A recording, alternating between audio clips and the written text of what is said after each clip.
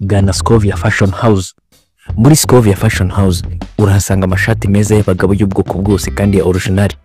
Tunabafitiye amapantaro ya original kandi akomeye. Muri Scovia Fashion House tunabafitiye imyenda myiza y'abakobwa n'abadamu itandukanye. Scovia Fashion dukora mu nyubako ya Myaka. Winjira ahakorera Rwanda Revenue ubakurikira karenge kandi so Scovia Fashion Shop kakugeza neza aho dukorera.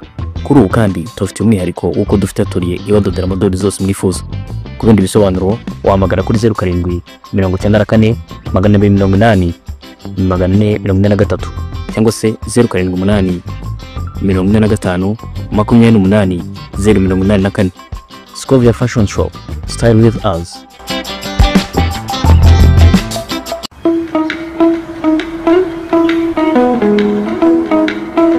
Five Guy Trading Company tubafite ibikoresho by'akataraboneka byo mu rugo, mu mahoteli, za restaurant ndetse n'ibikenerwa n'abageni n'amashumbi.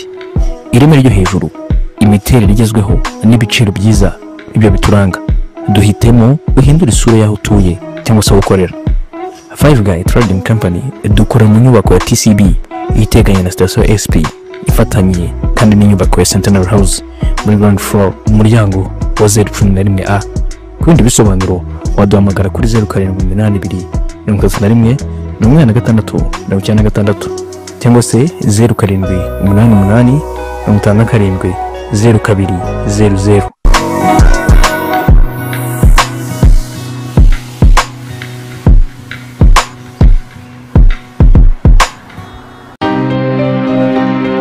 Murakaze neza muri Rwanda Trading Limited.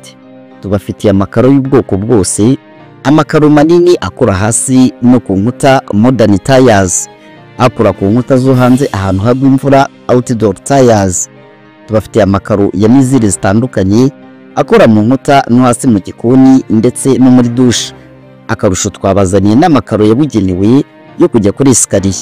Rwanda Trading Limited tunabafitiye MDF zikoreshwa mu gukora utubati two mu gikoni, mubazi zikoreshwa mu gutega dari ya beto no gukora meza n'utubati.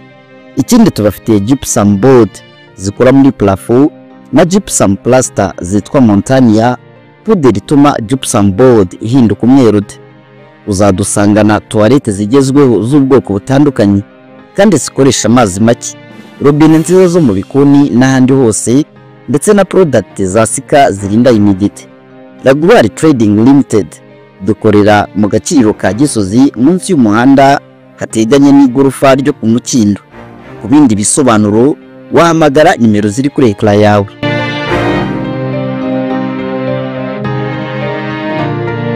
Yego nshuti bakunzi rero mukurikira ibiganiro byacu Scovia Fashion Shop, noneho kugira ngo muyibone uraturuka kuri Rwanda Revenue.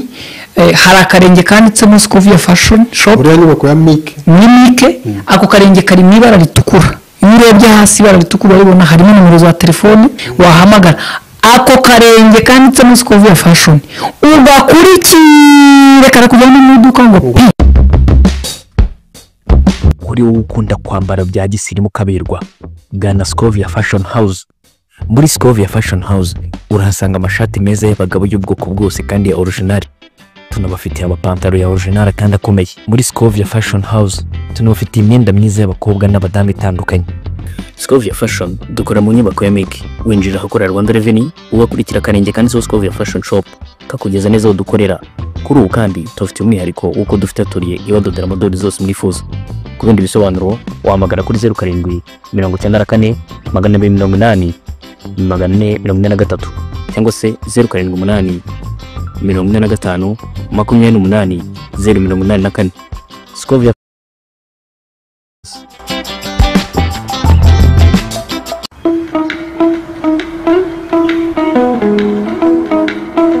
Five Guy Trading Company tubafite ibikoresho by'akataraboneka byo mu rugo, mu mahoteli, za restaurant ndetse n'ibikenerwa n'abageni n'amashumbi. Ireme ryo hejuru, imiterere igezweho n'ibiciro byiza ibyo bituranga. Duhitemo uhindura isura yaho utuye cyangwa se ukorera. Five Guy Trading Company dukora mu nyubako ya TCB iteganye na station SP ifata isangiye intungamubiri n'ubuziranenge. Mutware murayisanga i Kigali ku isoko rya Nyarugenge n'ahandi hose mu gihugu, waba urangura cyangwa ugura kuri detaye. Telefoni ni 0788507870. Dream Properties niyo company ya mbere kandi y'abanyamwuga mu kubaka inzu zigezweho kandi udahenzwe. Dream Properties muri iyi minsi ya promotion kuri service zose, aho hari igabanyirizwa ridasanzwe, bakaba bahanga mu gukora ibishushanyo by'amazu byihariye ku buryo inzu yawe nta handi wayibona ku isi. Dream Properties bakora finissage y'amazu mu buryo bwihariye. Dream Properties bagufasha kuvugurura inzu yawe kandi ikajyana n'igihe ndetse igasa neza. Bakora interior design, exterior design, bakora ibikoni bigezweho, gutunganya inzu z'ubucuruzi ndetse bakanagusabira autorisation de bâtir ku buntu. Kana no kubaka inzu idahwanye n'amafaranga washoyeho. Turabanyamwuga kandi turizi, kabone niyo waba uri kure tukubakira nk'uyibereye. Duhamagare kuri 0794486053. Wanasura website yacu wa@dreampropertyrwanda.com no ku mbuga nkoranyambaga zose bitwa Dream Properties _Rwa. Dukorera mu nyubako TCB House floor ya 3. Dream Properties, your dream, our mission.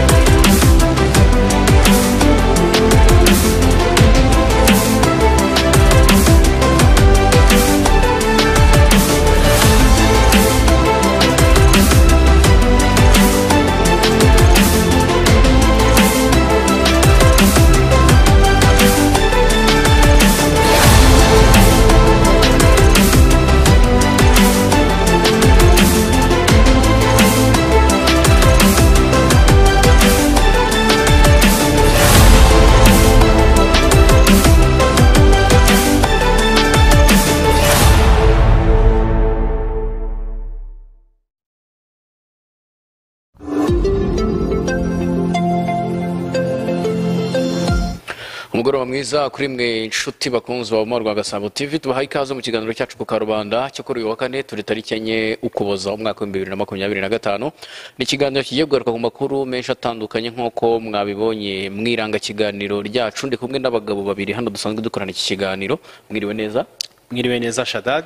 Karoro umeze neza? Meze neza Shadad. Wewe umeze neza? Meze neza, rya zina cyakora rimaze kuri gukuraho. Ntukiri metode burugumesitiri. Usigaye kandi gake gake bitavuga. Gahoro gahoro. Biba biraza. Ubwo ndi kuba umunyamugi. Yego. Twese niyo nka ku isi yose ndabona rwose dutegereje isinywa ry'amasezerano y'amahoro hagati ya Repubulika y'u Rwanda ndetse na Repubulika ya Demokarasi ya Kongo. N'amasezerano y'amahoro muhundi mukanya agiye gusinyirwa muri Leta Zunze Ubumwe za Amerika. Setting nayibonye irahari uko namwe muyireba hano. Ubwo n'abadukurikiye mu kanya baraza kuba bibereka uko bihagaze. Kano kanya muri Amerika nubwo turi kumwe na hano mu kiganiro. Turahari tayari. Ibintu turimo kubikurikirana akakanya muri White House. Bose bicaye. Ntabwo byabere muri White House. Mu nzu yitiriwe muri Trump peace what? Mubirebe neza. Trump sinibuka gusa ni muri metero nke uvuye muri White House. So ndimo turimo kubabona bamwe mu bakuru b'ibihugu bicaye. Nako ni bose usibye muri igihugu cy'u Rwanda ndetse n'uwa Kongo na Trump. Usibye abari bwicare kuri abandi bose bahageze. Usibye abari bwicare ku ntebe 3 ziri imbere, abandi bose baricaye imbere. Abasangwa hari ubwo abashyitsi bakuru abashyitsi b'imena ntabwo baraza muri ibi birori cyangwa se muri iki gikorwa cyo gusinya amasezerano. Abagiye gusinya amasezerano. Yego turategereje ubwo nibiza gutangira mu by'ukuri turaza kubibagezaho ku buryo bw'imbona nkubone. niko bihagaze. Ubwo turaza kubibagezaho. Ubwo andi makuru atandukanye nayo turayafite, amakuru agendanye n'imirwano. Ndizera ko abadukurikiye turaza kuvugana na Madame Antibare. Madame Antibare amuzi? Antibare yabaye Antibare arazwi cyane, turamuzi mama. Turaza kumva rero uko bihagaze, kubera ko uyu munsi noneho we yigereyeyo. Harimo byinshi cyane bitandukanye tuza kugenda tugarukaho kuri uyu mugoroba. Ni umugoroba w'amateka, ni umugoroba uzahora wibukwa, ariko ukaba umugoroba umwe ujya gusa n'iyindi migoroba myinshi yabayeho mu myaka ishize.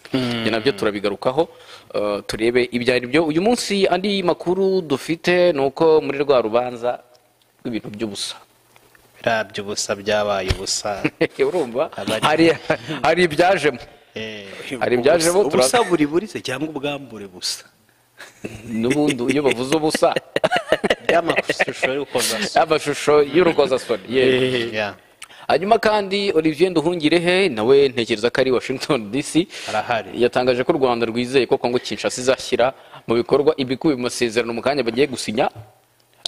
ni ukuvuga ngo ubwo yahumurizaga abantu bafite impungenge. Yego. Hanyuma kandi nabonye RMB yemeje ko hari uduce, turaza kubigarukaho. RMB yemeje ko hari uduce 10 twavumbuwemo amabuye y'agaciro mu Rwanda. U Rwanda rwuzuye amabuye guserega, amabuye y'agaciro ariko. Hanyuma kandi turaza n'ubundi kugaruka ku ishusho yagaragaye yerekana abarwanyi bisa nkaho bari mu bwato wa AS23 bavuye Igoma bajya i Bukavu ngo gutanga ubufasha. Bari muri bwa bwato, harya bwa bwato bw'Igoma bwitwa bwa bundi bunini, niba ari Emmanuel 2 nabonaga ari bimeze ari nka super yacht n'ibindi byose bitandukanye. Yego, ubwo mu gihe tugitegereje rero ko iki gikorwa cyo gusinya amahoro, amasezerano y'amahoro muri Leta Zunze za Amerika gitangira hagati y'u Rwanda na Kongo Kinshasa, reka tube tunyura n'undi mu yandi makuru atandukanye. Muri Uganda uyu munsi ibikorwa byo kwiyamamaza byari byakomeje, aho mbona umukandida w'ishyaka NUP National Unity Platform Robert Kyagulanyi yari ari ahitwa Omoro District, ndetse na Gulu niho uyu munsi Oyam na Omoro niho yari yiyamamarije uyu munsi. Hari ibyabaye ariko abantu bo babonaga ko bahari barimo biyamamaza ku menshi bamufite nk'uko twakomeje kugenda tubibona. Baramufana nuko wenda ashobora kuba atatsinda, ariko vibe arayifite bitandukanye n'abakandida bamwe na bamwe ubona ku mwanya w'umukuru w'igihugu hano muri Afurika ubona badigadiga. Yego, umugabo afite ikintu cyitwa abantu. Uyu abantu bo barahari, ikigaragara cyo arabafite, kandi baba banamushyigikiye ko niba umuntu yiyamamaza ari umukandida utavuga rumwe n'ubutegetsi inshuro 3, inshuro ya mbere akagira amanota make, ya kabiri amanota yakiyongera, amaze kwiyamamaza kabiri. Ubu ni kabiri, ubu ni ubwa gatatu agiye kwiyamamaza, ubwa gatatu agiye kujyaho. Kandi urabona ko amajwi yakomeje kugenda azamuka kugera muri senka. N'ubu ngubu ubona ko n'abamukurikiye abamuri inyuma nabo bariyongereye, bitandukanye n'uko yiyamamazaga muri kabiri gashize. Noneho igihari mumenye ko muri Afurika, ejo nahoze ndeba icyegeranyo kuri Al Jazeera kivuga ko hagati y'abayobozi bo muri Afurika n'abo bayobora, abayobozi n'abo bayobora, icyuho cy'imyaka isaga 60 hagati yabo kiba kirimo ubundi ugenekereje ushyize abayobora ushyize ku gipimo hagati y'abayobora n'abayobora barimo average hagati y'imyaka 50 na 60. Ubikane ko abanyafurika benshi bakunda ubwo ni ukuvuga ko bakunda ubutegetsi.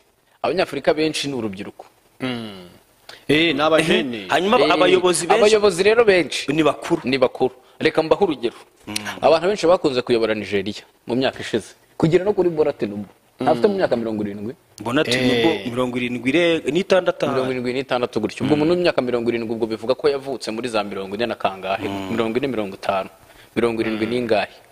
Noneho bavuga ko kadete murayibona, kadete pass out. Yego, benshi mu basirikare bagiye bayobora Nigeria bari abantu ba kadete pass out muri 60 na kangahe.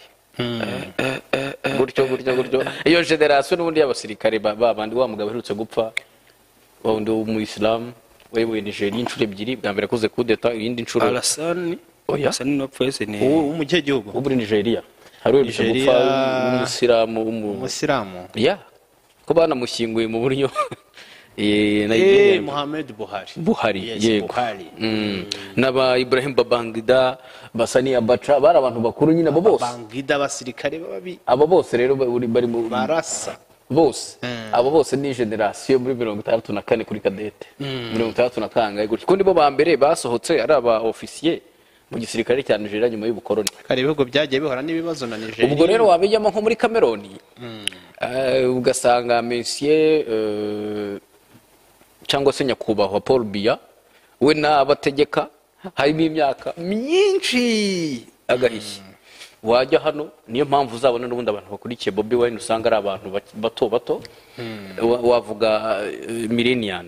So Bobi Wine rero ndabona yageze muri bino bice bya Omoro gatanga message y'amacakubiri aho yavuze ati hano baturage Omoro ni karitsiye ziri muri Uganda ni bice bitwa ngo ni Acholi muri majyaruguru Acholi yego. Rero Bobi Wine yavuze ati leta ya designinze economic apartheid cyangwa se ubukungu bwo guheza ijambo apartheid nyine rifatwa nko kwironda cyangwa se no guheza ironda yego guheza abaturage kwibara ry'uruko cyangwa kwibara yego.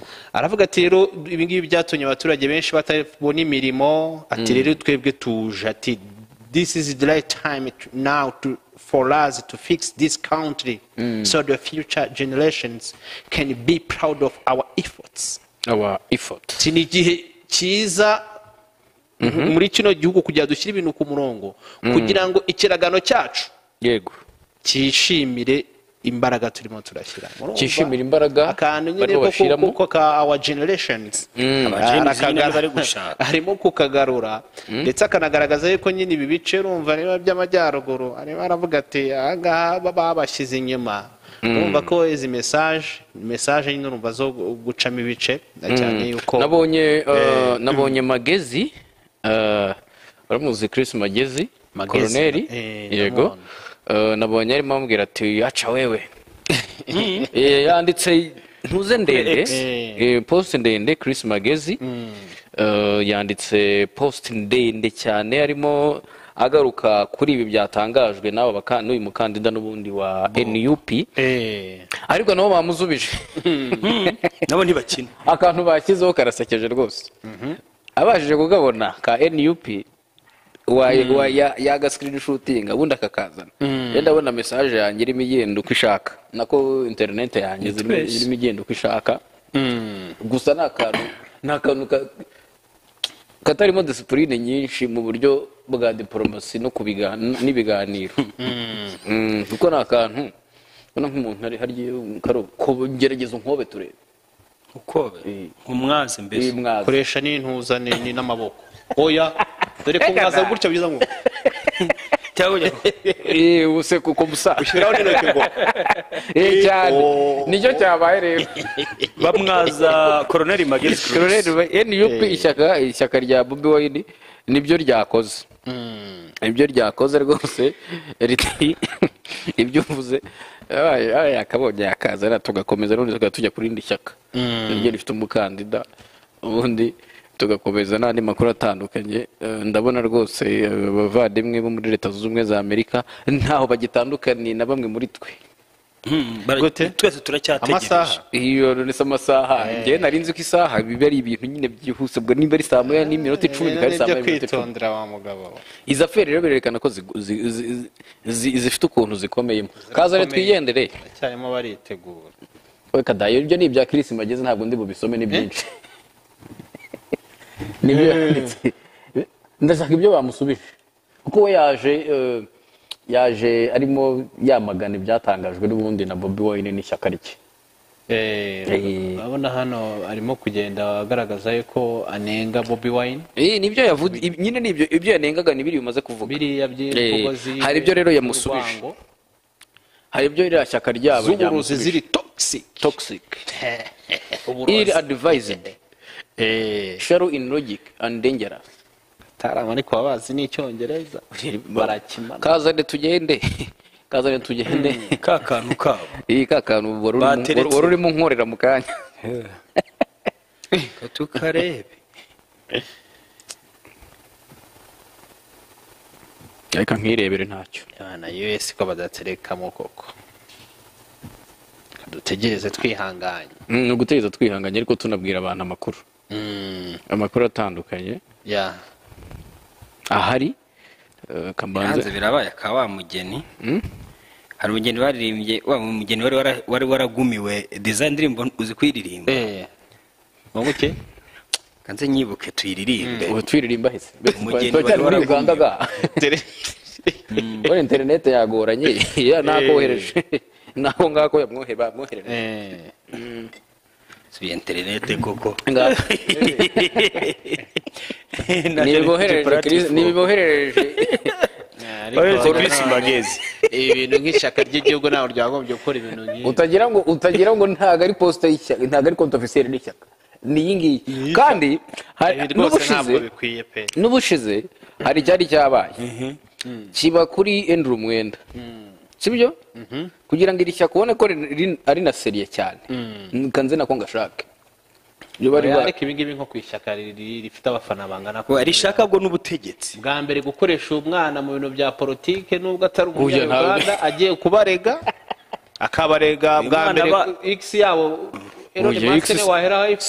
si ibitekerezo se oya umwana nk'uyu nguyu kumushyira ni politike iyi ni meme man iyi ni meme y'iki meme isanzwe ni emoji se ni emoji se kandi ubwa mbere ukabonye ariko uyu mwana byanze bikunze uwe mwana afite ahaba uyu mwana afite ahaba ni kwa kundi ariko kwishaka ka meme iyi ni meme ibi ni ibintu bisanzwe cyane ku bantu bakoresha imbuga nkoranyambaga ariko nk'ishyaka ku rwego rw'ishyaka muri campaign rega wowe uri kumva uvuga ibintu byo mu Rwanda oya ndavuga no mu ndangagaciro za politike y'Ubugande se bibiri cheap rwose none se kundi ajya abwira ati undi kajya abwira undi ati wewe ujya kuririmba ibyo ngibyo ndakabwira ati wowe ningufata nzagushyira guhangana mu bitekerezo birahari ariko guhanganisha kana gutya undi kavuga se nta gitekerezo kiri wetse gato Desire undi kaburega none se demokarasi ni iki demokarasi no gutanga ibitekerezo undi se noneho reba Andrew Mwenda bari gusubiza bakavuga ati ibintu murimo kuba ntabwo ari byo Andrew Mwenda nawe herutse gushyira ahagaragara poste ku itariki 24 z'ukwezi gushize ati this is to inform NUP supporters to stop attacking police and UPDF soldiers. At this afternoon at Boise Welex hardware, NUP hooligans attacked and injured 7 police officers and UPDF. This provocation will lead to very severe consequences for them and their campaign for the state. The government has made every effort to keep the campaign free of violence. Please don't change the tone of the campaign so far. Mukumusubiza sasa. ubwo yavugaga iki ku bantu batakumva muvuga mu Kinyarwanda rega ngiye icyongereza n'Icyongereza rero ariko dore bahise bamuha akagafoto akagaka k'ikinyamakuru cyitwa Daily Monitors bati UN expert link Uganda Mwenda to M23 rebels bahita bakamusubiza hejuru this you batuye wowe NUP Jura ibitekerezo by'abantu bitanga bisanzwe ku ruhande rwa NRM abanyamerika ntabwo barajyaho rwose bimeze bite ku ruhande rw'ishyaka NRM ni ishyaka riri ku butegetsi muri Uganda General cyangwa se Perezida Yoweri Kaguta Museveni kuri uyu munsi yari yiyamamarije mu bice bya Kasesa ahantu haba Kanyanga ikomeye cyane ahantu hitwa Bunyangabo baracyari mu burengerazuba bwa Uganda Kasese na Bunyangabo yego Kasese rero ahangaha abaturage babyuka mu gitondo bagemuye Kanyanga nka kuno mu Rwanda abantu bagemura amata ku ikusanyirizo abo kunganda bagemuye Kanyanga zikora ibyuma zizoga bita ibyuma bagemuye Kanyanga za rikeri bakora muri Kanyanga abantu baho rero wana benshi ubwo baranywa nyine ariko no se niba yemewe ariko bayinywa ngo bariye ngo bayinywa bariye ibitoki mu gitondo oya ari n'ababatariye ariko bakayifiringa ahubwo Kanyanga dore ikintu gitangaje Kanyanga mu gihugu cya ugeze Uganda nyine uvuye nko mu Rwanda urabizi ko Kanyanga mu Rwanda nyine ni ikiyobyabwenge kandi kuko ni ikiyobyabwenge none ugeze muri Uganda ubu urimo kurwanira kuyinywa ababoye bakaguseka nuvuga ngo muri Uganda abantu banywa Kanyanga kugira ngo byumve neza ni nk'uko abantu uyu munsi bumva ngo banywa utuyuki kaboyi ni abantu b'abakene nta muntu w'umusirimu unywa kanyanga ugiye no kuyinywa uri umuntu w'umusirimu urihisha kugira abantu batakubona ni ibintu biba biri aho ngaho by'abantu b'abakene bari aho ngaho badashoboye rero iyo uhageze wowe warabaswe n'inzoga utangira kuyinywa ariko nawe ntabwo wayinywa iminsi irenze 3 ukagotoma kuraza mu muferege ukahita uyivaho cyangwa ijisho rimwe rikavamo. Ndabona Evariste Ndayishimiye yarambiwe avuyeho Ndayishimiye yahaguruka ajya ize ngo arahagurutse abantu barambiwe ariko ku buhanga bw'ibyuma niba banze babereka abantu byo turimo kureba nibura babone ko turi tayari gahunda ihari babone ko turi na tayari rwose. Ndabona bamwe mu bakobwa hano barimo kuzenguruka sare bashyira ibintu ku murongo ntumbaze niba barimo kugenda bareba iki n'iki protocole bari gushyiraho amajini ntuze amajani aba yahageze bari gushyiraho ji z'inyange Trump ararenze reba abakuru b'ibihugu bicaye nk'uko ba gitifu imirenge bicaye muri sare y'akarenda we abantu baricaye urabona ko rwose hari ibikorwa biteganyijwe ubwo babyereka abantu nibaberekeho abantu kuri screen barebe uko dutegereje mu gihe twavaga muri Uganda n'ubundi ugenda unerekana abantu we nabonye uzi kureba njyewe se aba bantu kabitegereza ukabamenya nubwo batarimo kutureba njyewe urumva ngiye kugeza n'ubu ngubu bwa mbere nawe ariko ndimo ndabona Lorenzo gusa ngiye ko ndi kurebera kuri Facebook nako kuri ex ya presidence ya Congo ndimo ndabona wahoze ari perezida wa Togo bakaba ari perezida w'inama y'abaminisitiri cyakora muri aka kanya ndabona hinjiye umugabo w'umuzungu ufite imvi z'umweru nkabona akurikirana minisitiri Edouard Bizimana w'u Burundi minisitiri w'ububanyi n'amahanga ndimo ndarebera inyuma nkabona nawe akurikiwe na perezida w'igihugu cy'u Burundi nyene icyubahiro Evariste Ndayishimiye nawe nkabona akurikiwe na ambasaderi Tete Antonio minisitiri w'ububanyi n'amahanga wa Angola agakurikirwa na perezida abagabo bubazi Lorenzo yego ndimo ndabona bose basi hanyuma hagakurikirwaho perezida William Ruto uri kuri telefone none sinzi ibyo ari guhamagara telefone z'ubwo kwa Trump ntiyazibatse ngiriya ndibona ayifite ku gutwi barabaza ati ko twakiriye nibi uko bimeze nikurira muri Leta Zunze za Amerika bimeze turategereje dore nuko hirya rero hari umugabo yitwa Mavididi yitwa nde Mudavidi yego niwe mbona ushobora kuba yicaye hirya niba ndebye neza ariko uko ushobora gusanga atari unicaye hicaye nka munangagwa nkurikije ukuntu mbona uyu muntu ashaje uri ku ruhande hirya William Ruto ari kuri telefone ngaho abantu babwire hano none bati screen byagezeho bongera basobanurira ubwira abantu ze urabona uhereye harya mu cyarabu kuri screen ni musoheri bimoso gutya nze gutya reka ngende Lorenzo ndabona bamenya kandi mu cyarabu nibyo byiza gutya uvi buryo ibumoso ndabona hariho fore Nyasimbe urebye mu nguni akuyeho scroll ntacyo abantu babibona yego nazane nuza scroll yo Karubanda ntacyo fore Nyasimbe uri usa nkaho yegeye ari mu nguni n'uriya mudamu uri mu nguni uhagaze hafi ya podium akurikiye na minisitiri w'ububanyi n'amahanga w'u Burundi Edouard Bizimana uri muganira na perezida w'igihugu cye Evariste Ndayishimiye nkabona kandi ambasaderi Tete Antonio nawe muri aka kanya ndabona ari kuganira buriya simbizi buriya nyine ararambiwe gusa nabonye n'undi mugabo hano uyu ubona w'inyuma wambaye amarinete urebye hano inyuma nabonye ashaka ko ari militari atashe y'u Rwanda muri ambasade y'u Rwanda muri Leta Zunze Ubumwe za Amerika nkurikije uko namubonye reba inyuma yego hanyuma uko bigaragara hari abagiye kuza bitewe n'abantu bari kunyura hari imbere bahanyura buri kanya ubwo rero ukurikiraho unarebye ku ruhande abantu bagahita babibona bari kutureba kuri abakurikiye televiziyo yacu n'ubundi barabonamo perezida w'igihugu cya Angola akaba na chairperson w'umuryango wa Afurika yunze ubumwe harimo kandi William Ruto perezida wa Kenya akaba na acting chairperson oya ni chairperson wa East African Community uyu mugabo uje ninde turi mu sezone y'amahoro n'indonjera nje yihuta se abana basha kumenya uwo ari bamenye intebe z'abanyacyubahiro cyangwa ubwo rero turimo turabikura kuri ku rukuta rwa ex rwa presidence ya Congo ubwo watugarura ubwo ibindi turagenda tubikurikirana natwe kuko abantu barakomeza kugenda baza tugarure tuvuga andi makuru atandukanye batinze ndakurahiye haciyemo nk'iminota 45 gutyo hafi isaha bataragaragara. Yego bataragaragara. RMB reka twigiye ku zindi nkuru zitandukanye. Tugiye ku zindi nkuru mu kanya, hariya hejuru aho abantu babonaga mu kanya niho hari bwicare Trump n'abayakuri b'ibihugu byombi u Rwanda na Kongo. Uvuga ngo abashyitsi b'imena. N'abashyitsi b'imena nibo bategerejwe.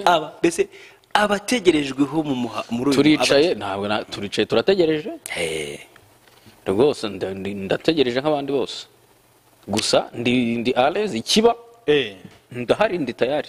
Wori resi kabisa. Turi tayari kubabwira uko ibintu byifashe. RMB Rwanda Mining Board iratangaza ko mu Rwanda habonetse ahantu 10 hashya cyangwa se uduce 10 dushya twavumbuwemo amabuye y'agaciro. Ni ikigo cy'iguriro gishinzwe mine peteroli na gaz cyamuritse ahantu 10 hashya hakungahaye ku mabuye y'agaciro arimo gasegereti, koruta, wolfram, lithium ndetse n'andi ariko ubuso bwa hegitari 14,020. Urumva ni ikibazo kuba ushize nayo hoze mbigarukaho garagaza kuba impamvu gitiza umurindi ahantu hakorerwa ubucukuzi butemewe. Yego. Nuko n'abashinzwe amabuye y'agaciro nabo ntago baramenya ngo amabuye ari hehe. Ntago baheze. Ariko ugasanga abaturage barahazi. Ugasanga barahazi. Abaturage bakoresha uburyo bwa gakondo hose. Bizahagarika ubucukuzi bw'amabuye y'agaciro butemewe kuko urumva niba utazi ko ikintu gihari kandi ari wowe ushinzwe regulation yacyo biba bigoye kugira ngo unagikumire. So urabona rero ko ibuye rihari bagaragaza ko ibice bigiye bitandukanye kandi ni amabuye akenewe cyane harimo tungsten na tantalum. Izi ni triti ndetse n'ayandi bine mu bigenerwa ubushakashatsi rero mu gihe bibiri byo byagenewe ubucukuzi bw'amabengeza. Ni ibice biri mu byiciro by'ibiciriritse n'ibinini byiganjemo amabuye ya koruta, gasegereti, amabengeza n'ayahe? Amabuye y'agaciro ni menshi. Amabengeza abashashagirana. Okay, reka mbereke. Urabona kuri bayita gute tableau periodique. Ibi bya bintu byose biri solide. Unyebukeje periodique shatwe. Ese biriya bintu burari ikintu byamara. Biriya bintu buriya siscam. Ntabwo ari scam mutajyana abantu mu gukora bamubwire ngo heheribe BCNO fenenama RCPC kararakaka ibintu byo gufata ibintu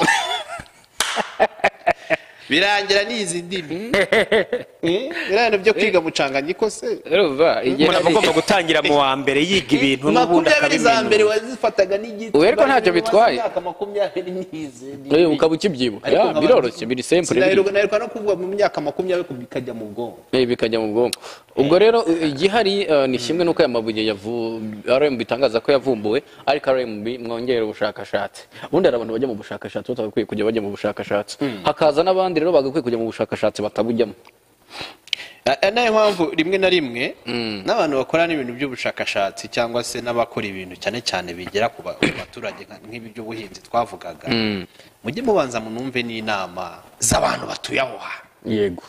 Niba wumva ahantu hakorerwa ubucukuzi bunyuranyije n'amategeko mbere yo kujya gukora ubushakashatsi bigoruza n'imashini zateye imbere banzu baza abantu mucukura ibiki.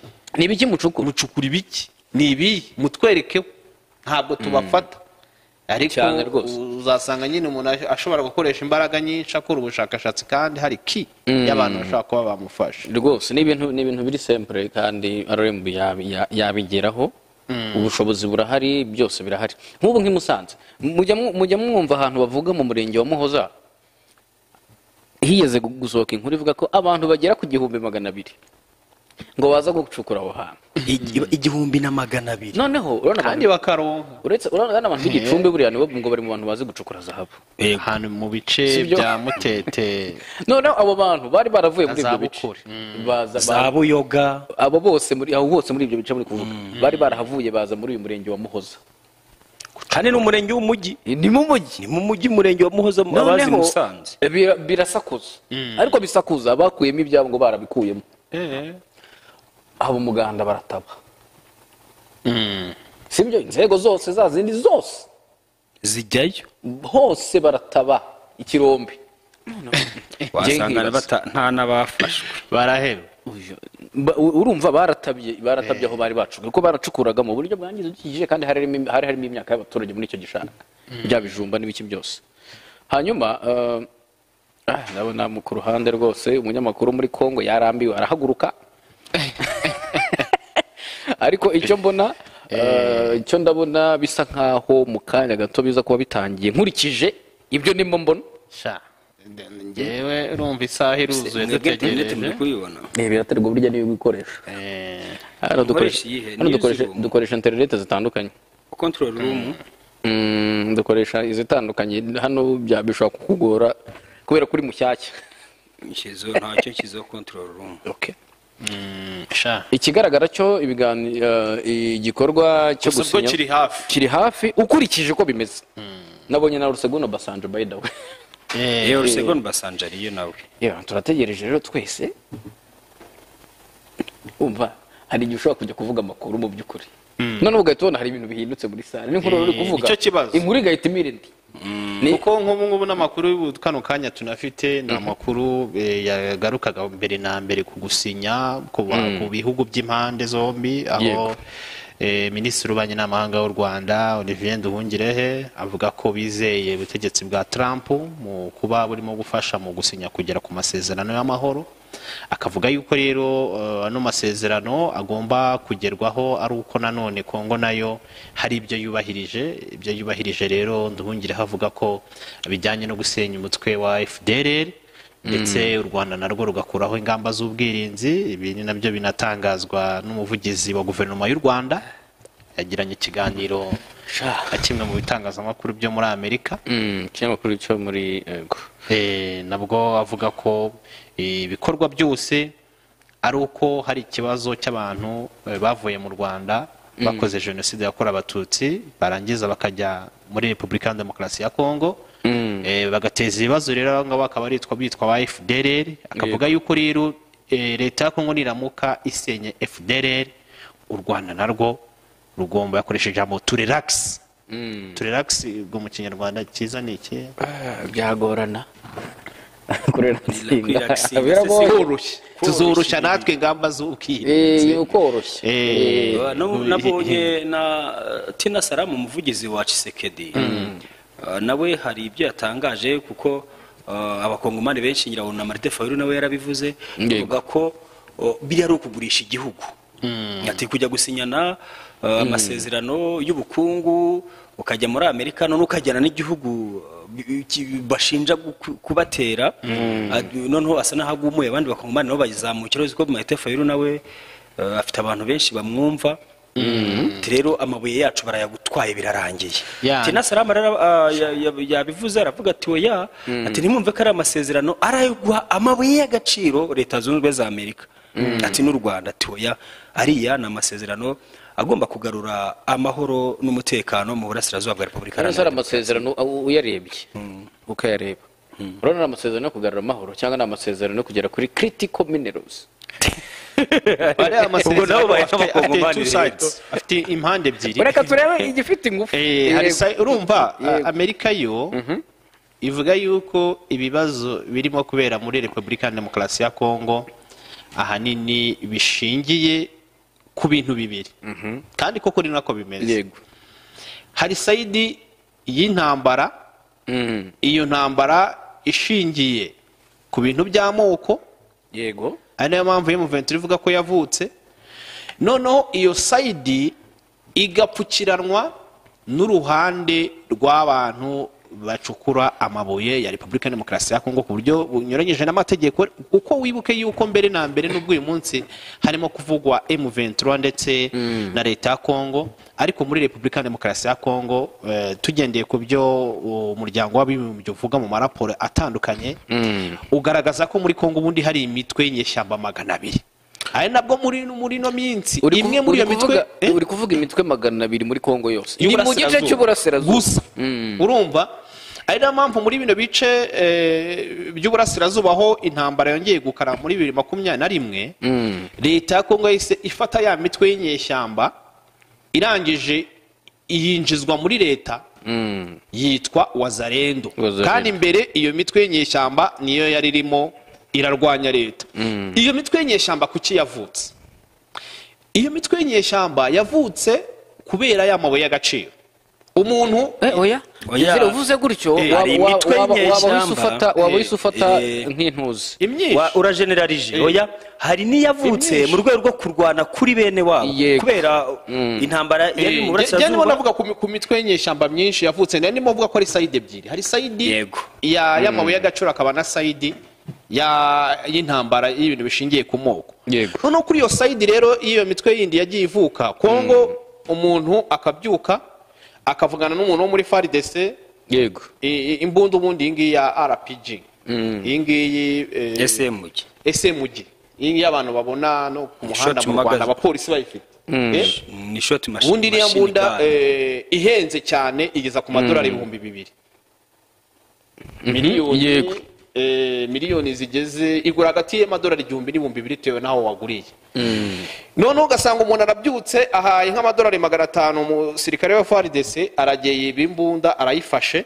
ahise agenda mu bakaritsiye abantu bose bashyize hasi karitsiye arayigaruriye ashyizeho bariyeri arabasoresheje yabona ni mafaranga gutyo akagenda akagura akajya ku murongo ibyo bintu rero byajya bipfukirana indi mitwe yagiye ivuka ivuga yuko ije guharana ku burenganzira bwa bene wabo bicwa harimo M23 harimo izo zatwirwaneho ndetse n'indi igiye itandukanye yandi ngo y'abafurero mu babembe baba bose ba makiniki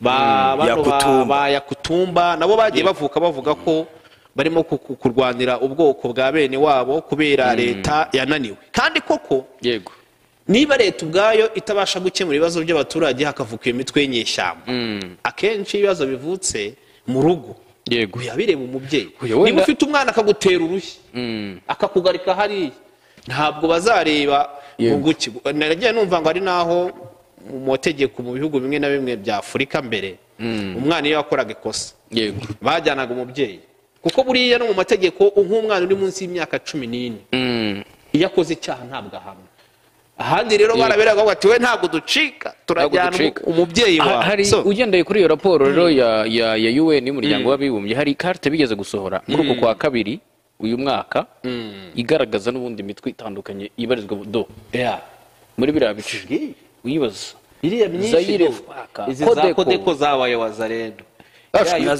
kodeko iracyahari kodeko iracyahari muri turi na Kivu y'Amajyaruguru ahubwo ibi ba biroze bishambuke dore ba makaniki hariho za Neditabara ubwo hari imitwe itandukanye zatwirwaneho M23 APCRC FDLR NDCR ntuze makanika byose bigiye bihari urumva ko ni imitwe myinshi muri raporo yawe ni bavugaga imitwe irenga 200 ikorera mu burasirazuba bwa Kongo imitwe 200 ibaze iki gice cy'uburasirazuba bwa Kongo Kivu y'Amajyepfo na Kivu y'Amajyaruguru uteranyije ubuso bwazo bigera mu birometero kari 100 sibyo igihugu cyenda kungana na Malawi gatoya cyangwa kintu kilometero kari 100 ni u Rwanda hafi inshuro enye kilometero kare Kivu y'Amajyaruguru iruta u Rwanda n'u Burundi bifatanye y'Amajyepfo igaruta u Rwanda n'u Burundi bifatanye ubwo rero iyo zira ntaru ziteranyije zibyara nka Malawi cyangwa za Tunisia ibihugu nk'ibyo nabyo bitari bitoya ariko bitoya hano no hagakorera imitwe irenga 200 y'inyeshyamba ariko hakabamo umutwe uyirusha intege yose ari nawo ubona ufite ahantu hanini witwe mu M23 none gisekeje none gisekeje nuko atari imitwe y'abenegihugu gusa harimo n'imitwe y'ibindi bikomoka mu bindi bihugu bituranye y'abanyamahanga za ADF FDLR Tabara hari na za FNL Nyabampema nkuko numvise General Gaspard baratuza bigarukaho n'indi mitwe myinshi itandukanye mu burasirazuba bwa Kongo akira mitwe ntukayibone kuri yose muri bira bice herereyemo none se hari ibona muri Kawuzi Biega hari ibona muri Masifu de Tombwe se iyi mitwe yose igira ahantu hagaragara ubutunzi bwo munsi y'ubutaka kandi rwose ari wowe se probleme ni imwe rero ngo yo kwibazwa kuba leta yarayifashe ikayinjiza mu gisirikare cy'igihugu yego nabyo n'ibindi bintu byibazwa bizagenda gute nk'ubu muri Amerika ko harimo kuba amasezerano y'amahoro bizagenda gute mu gihe ayo masezerano azaba amaze kuboneka niko shada aba bantu bazashyirwa ku murongo nk'ubu nande dutegereje tukajya tukumva ngo perezida umwe yanze gusinya ngo niyo mpamvu mubona Oya, twategereje ibyo reka tubireke. ntabwo niyo byagutunga wabyanga wasinya tugategereza tukajya tukabona perezida umwe arabuze hari ibintu bitajya ariko bipfa kugutinda gukinishwa, cyane dukurikije cyane gahunda ko- twari dufite ni ikibazo urumva reka mbaho urugero uribuka umugabo umwe baramubwiye ati ntuzagaruka hano nta koti wambaye Yego. uze wiyambarishijwe ibintu ngo byo mu ntambara n'ibiki ngo ati urakaze ibyo bijyana hirya ubutaha yaje wenda atambaye ikoti ry'abadiplomate ariko azarishyizemo ku gihugu gikomeye rega Ukraine ntabwo ari igihugu cyoroshye igihugu kirakomeye ni igihugu bashutse gitakaza intwaro zacyo za kirimbo ziba bakizeza umutekano kiziha Uburusiya yego umukuru w'igihugu cy'u Rwanda ndabona hashize iminota isaga hano tugeze na nabonaga saa 1:32 yari asohotse muri Maison Blanche aho ikinyamakuru cy'abanyamerika Fox News naga kigenda kibyerekana hariya rwose yari asohotse n'ubundi muri Maison Blanche hari byinshi baba babanje kuganira n'ubundi byari biri muri gahunda ngabo baraje ko byihuse kandi ngiye ko none se ko byihuse kandi ngiye nabibonaga bigenda gake iyo ndi kurebera ku bintu binini birancanga ngaho nuko nguko yararimo yego yaravuye kuganira na perezida Donald Trump muri White House ibi biganiro byo byabereye mu muhezo niyo mpamvu ayo masezerano rero akakubwiza ukuri ayo masezerano mu buryo bumwe cyangwa ubundi ariko abaperezida baba bubashywe ayibonye cheverole rega ni perezida aba ari perezida w'igihugu nta modoka uyishatse ukoze searching ukabona amafaranga igura wahita ubona ko nta n'isasu ritobora umuperezida w'igihugu perezida w'igihugu igihugu cy'inyamuryango cya UN iki gihugu kiba gikomeye cyane oya kirarenze kweli ubwo rero dutegereje ko wenda na mugenzi we urabona ko umukuru w'igihugu yego bigaragara ko yasohotse mu kanya yashoje ariko uriya muntu uko mbona ameze nka komeza tugende nta kibazo mwihorere ntabwo ese uriya muzungu none ubundi uragira ngo bigende gute karo ukomeze nibyo byiza yego ubwo dutegereje n'ubundi no kubona nyakubahwa Felix Antoine Tshisekedi Chilombo nawe asohoka mu nzu y'umukuru w'igihugu cya Leta Zunze Ubumwe za Amerika Donald Trump ni White House igikoko cy'imodoka perezida Felix Antoine Tshisekedi Chilombo nawe akaba asohotse muri aka kanya arasohotse nawe nawe arasohotse muri White House reka rero mbereke reka twitegure ko mu kanya n'ubundi na Chilombo niba mutwe inshuti zacu zitera Chilombo niba muzane nawe bamuzane nawe tumurebe aho undi yavuye n'ubundi urabona ko inshuti zacu nizitera agatebe rero sasa bazi abantu ntabwo murebe yasohotse nawe nguyu nyakubahwa perezida Felix Tshisekedi monye Chilombo nguwo Chilombo nawe ni cheverole bamuhaye ujya perezida hariya nta feri z'intuze muba mungana mwese ahangaha kandi abantu ahise ni cheverole katurebe niye niba atari Range Rover icyo nzi cy'abanyamerika bagenda mu modoka zabo iyo nkivuze bagenda muri marike za Range Rover ryo nagari yabo yashwe Nyamerika bagiye mu cheverole cyane ubona ko rero rwose nyakubahwa Felix Antoine Tshisekedi gahunda ni hafi ubu ngubu reka dutere agatebe mu kanya abakunzi bacu rwose nibazi dutegereze bahagere ndabona nanjye mfite kuraje kureba simba beye uko amatsiko abakunzi bacu bayafite ariko ndimo ndabona kuri stage aho bari bwicare yego hari umugabo watangiye gukorakora ku ntebe areba niba ari sawa zujuje ubuziranenge ko mbona karite ashyira neza udukayi imbere rero ndasaba ko PBS ni nka RBA yo muri Amerika nidufashe kuko niyo ntekereza kiza ko ufite amashusho agaragara ya nyayo nidufashe pe ifunguriye link yayo abandi mbona se ba Lorenzo bahagurutse abandi twese ubwo hari igishobora kuba kigiye barahagurutse barimo kubasura abakuru b'ibihugu bari bicaye barimo kubabwira ni mube musohotse tegerereze hanze hano batanasohotse byaba ari ikibazo ashaka bashaka kwinjirana n'abakuru b'ibihugu katurebe baruto barabasohoye Lorenzo baramusohoye barabwiye ati mwe mugiye hanze barabwiye ati barimo kubereka ati mwe mugiye hanze ndabona ko bagira ngo baze kwinjirana cyari iminota ariko iminota iracyahari gusa biri hafi kuko niba babivugiye mu buze yego ashaka kuba bagira ngo abakuru b'ibihugu baze kwinjira akabaye rwose ibyo basinya byo bamaze kubishyira imbere ku ntebe ubwo dutegereje ko bateretseho ubwo turategereje kugira ngo turebe mu by'ukuri ibigiye gusinywa uko bihagaze. Turategereje twese. Twatumikira abadutumye. Nta kibazo, reka dutumikire wenda abadutumye. Ariko niba batarajya kuri gahunda turababwira itangazo M23 imaze gusohora. Ivuga ko hari intumwa imaze kohereza muri Bukavu. Igaragaza kugira ngo ijye gukora raporo. Birimo kubera ari muri Kivu y'Amajyepfo. Mwe mukomeze mukurikire ibikorwa. Hanyuma n'abantu tukabaha ubutumwa. Ubundi nshaka amafaranga. Bushaka amafaranga rwose. Murabizi neza ko guhera ku wa mbere imikorere y'imodoka zitwara abagenzi mu buryo bwa rusange bisi muri Kigali bwavuguruwe. Murabizi neza bwavuguruwe. Thank you very much. Hamwe na Ecofleet solution. Gahunda ikiza imbere rero service nziza ku bagenzi bakabona bisi zisukuye zigendera ku gihe. Yego.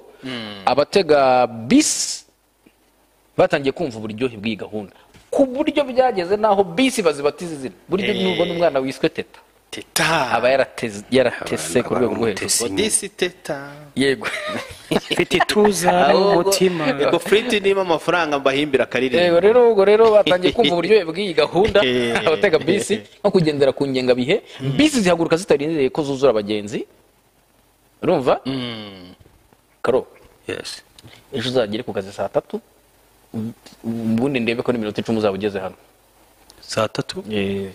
Uzaba ari gusa. N'iminota 10? N'iminota 10 nzakubone hariya. Kujya uzajye gutega bisi ubigenzure koko. Niba genzura rero niba ari bikoze no mu binyemereye. Uye ntabwo sugiye uretse urabona ndi gukina. Okay.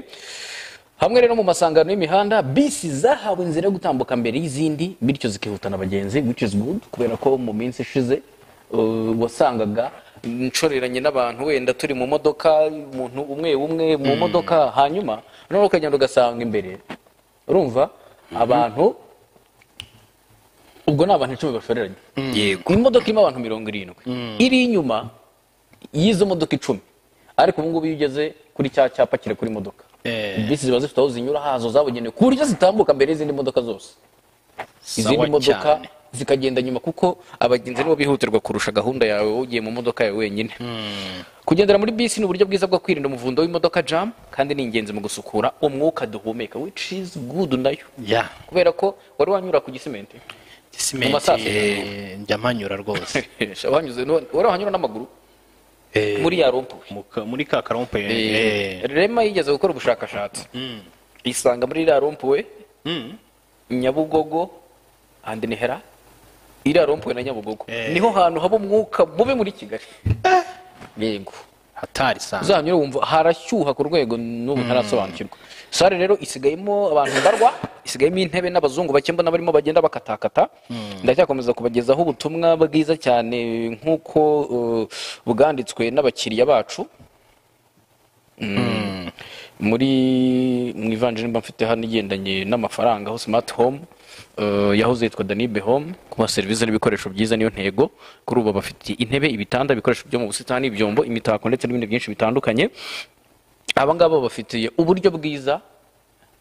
Smart home niyo nagezeho, navuye muri Ecofleet.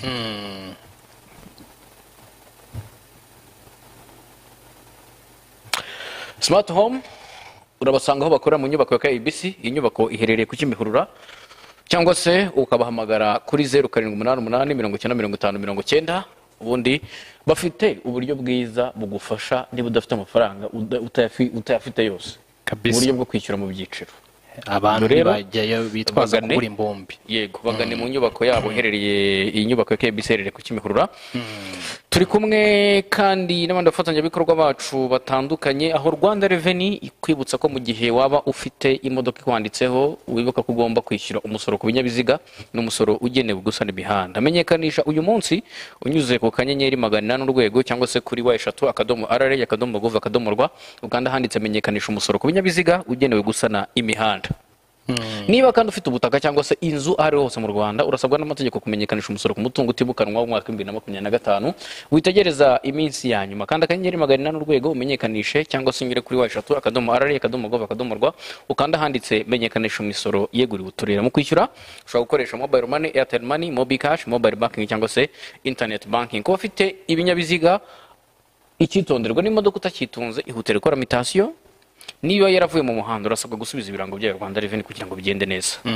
Ubukangurambaga kandi bwa tengamara nabwo buracyakomeje, aho abanyarwanda basaba fagitire za IBM buri uko baguze bagihabwa ibihembo. Ni igikorwa gifasha rero mu iyubahirizwa ry'umusoro wa TVA n'umusoro ku nyongeragaciro no guteza imbere ubukungu bw'igihugu. Kuri inshuro ishimwe ry'10% rya TVA ry'igihembwe cya nyuma cy'uyu mwaka 2025 rizongera gutangwa n'ubundi binyuze kuri inoti nk'uko igihembwe cya gatatu twayariye anyuze kuri inoti. Harimo kandi ibindi bihembo byinshi bitandukanye. Uko watse fagitire ya IBM amanota yawe 10 tayari yiterekaho 15. Yego amanota rero niyikinisha kugira ngo ujye muri Tenga Promo harimo ibihembo bitandukanye nk'imodoka ushobora kwitsindira, ushobora kandi gutsindira moto, ushobora gutsindira amafaranga kuva kuri miliyoni kugeza ku 50,000. Ayo mafaranga ahabwa abantu 36, ubwo umwe atwara miliyoni, babiri bagatwara 500,000, abandi bagatwara 100,000 n'abandi bagatwara 50,000. Kujya kuri ino turakanda akanyenyeri 5 kabiri urwego kurikiza amabwiriza, mu gihe ubanza kwiyandikisha kanza akanyenyeri 800 urwego. Mu gihe kandi NCGR nabo tukiri kumwe ku nkoko zabo za Tetra Super hariko, iyi ni imishwi myiza cyane ibasha ifite umwihariko w'uko yigaburira cyangwa se ukayigaburira. Ni iby'ingenzi.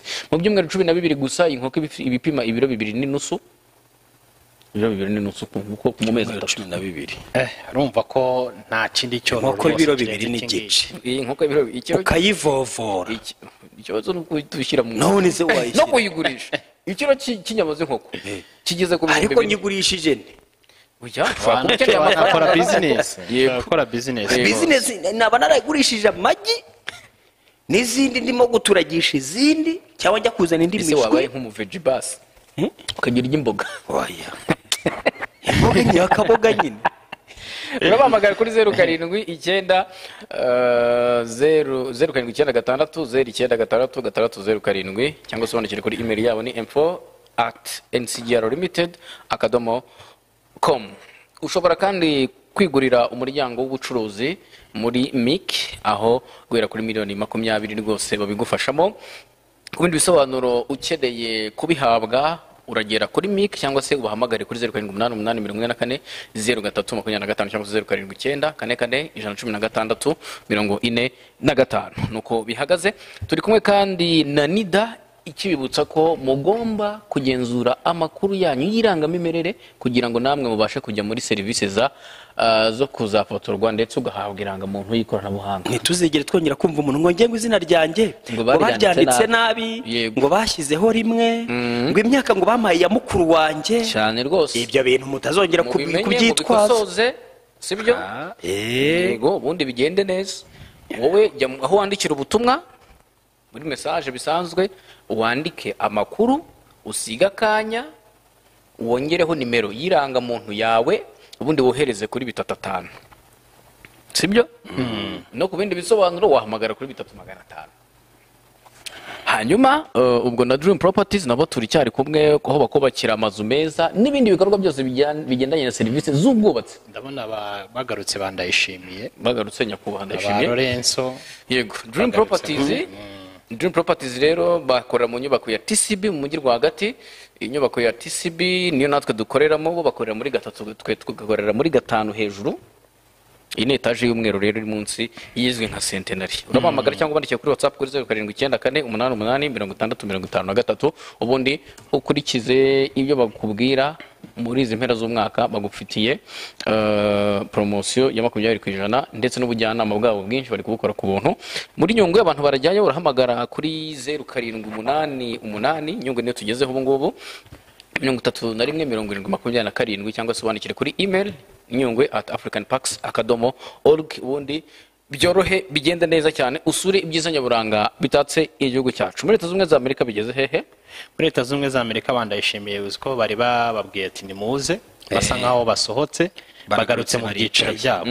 Ikigaragara cyo ndabona bongeye kwicara undi bari bicaye.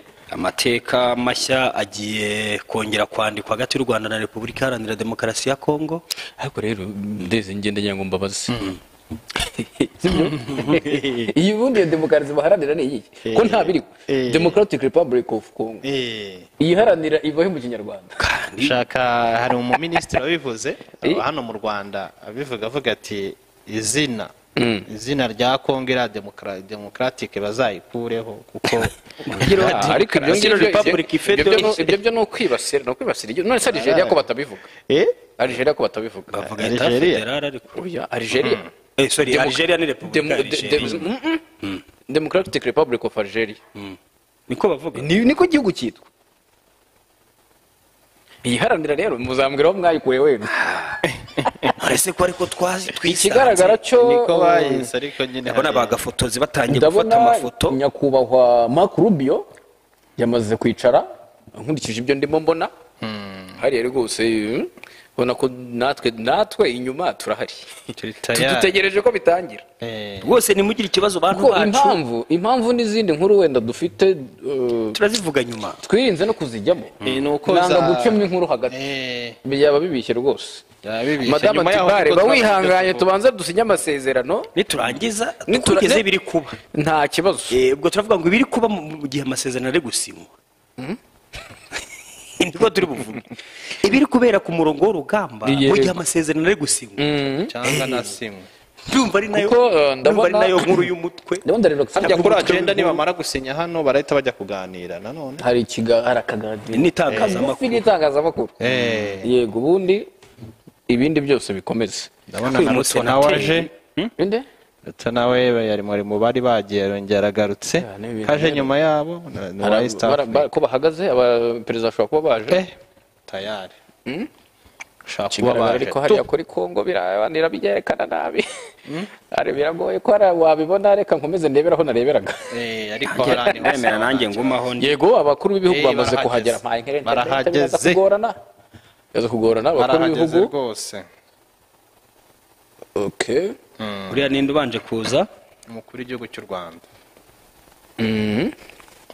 ubanje kuhagera Perezida Trump reka dukurikire iki gikorwa umuhango tugukiye ku mugaragaro ni igihe umuhango gikorwa reka dukurikire iki gikorwa yafashe na speech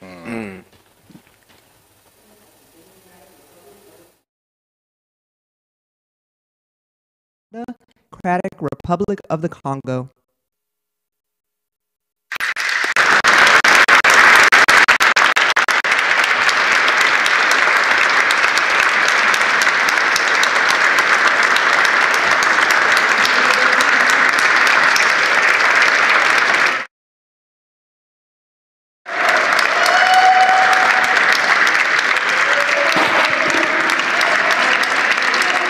Well, thank you very much. Wow. This is a nice building, I have to tell you. So this is a special occasion for a lot of reasons, but number one is it's our first occasion in this building using it for peace.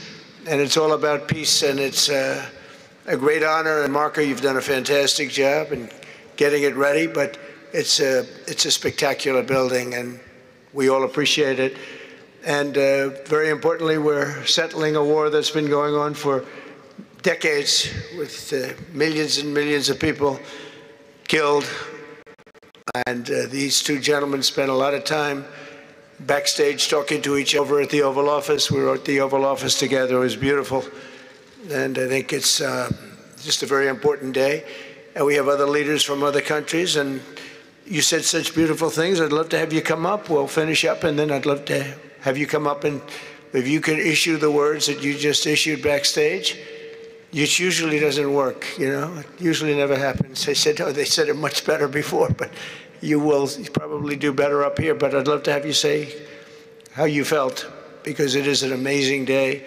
Great day for Africa, great day for the world, and for these two countries, and they have so much to be proud of. And I want to thank the leaders. I want to thank you very much. It means maybe more because we are here together for the first time ever in this building. Brand new, beautiful building. I don't want to tell you how much it costs because I hear it's a lot. Okay? They don't build inexpensively here. But I just want to thank you very much. So please sit down, everybody. I want to thank everybody for being here. It's a momentous occasion. It's truly incredible setting. It's very few places I've seen like this. In this holy season, we prepare to celebrate the birth of the Prince of Peace.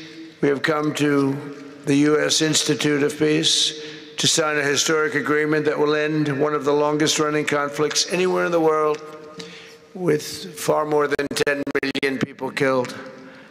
Today, we commit to stopping decades of violent bloodshed and to begin a new era of harmony and cooperation between the Democratic Republic of the Congo and Rwanda.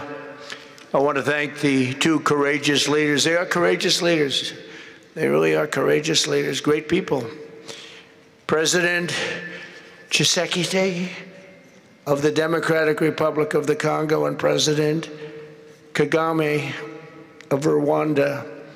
They are amazing people, and they had stories to tell me that were incredible. Really fascinating in so many different ways. Sad and beautiful, both sad and beautiful, and today makes them beautiful. I've just held really fantastic meetings with both men and representatives of other countries where we discussed the importance of upholding this new agreement. Very detailed, powerful agreement. I also want to thank several foreign guests and dignitaries in attendance to celebrate this magnificent event, including the President of Angola. Please, would you stand? And so great to see you. Thank you. The President of Burundi. Thank you very much. Great to see you again. The President of Kenya. We have the Olympics here. You know, they do very well in the Olympics, those runners. I don't know what the heck you do with those runners, but they are very good. I've been watching them for a long time. So we have the Olympics coming to the United States. You know that. Thank you very much. And you'll come as our guest. Thank you. And the President of the Council of Ministers of Togo. Thank you. Thank you very much. The Vice President of Uganda. Thank you. It's such a beautiful color. Like all these guys are wearing these dark suits. You just stand out for a lot of reasons. You're beautiful. The Foreign Ministers of Qatar. Thank you.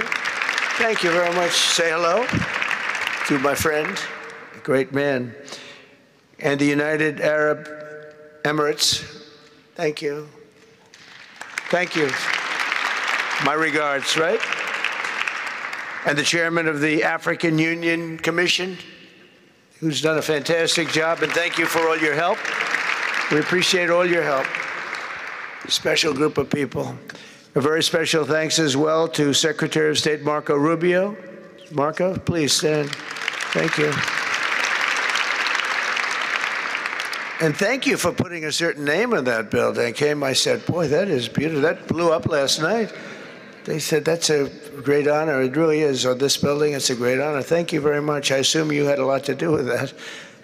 Just a little bit, yeah. Thank you. Appreciate it.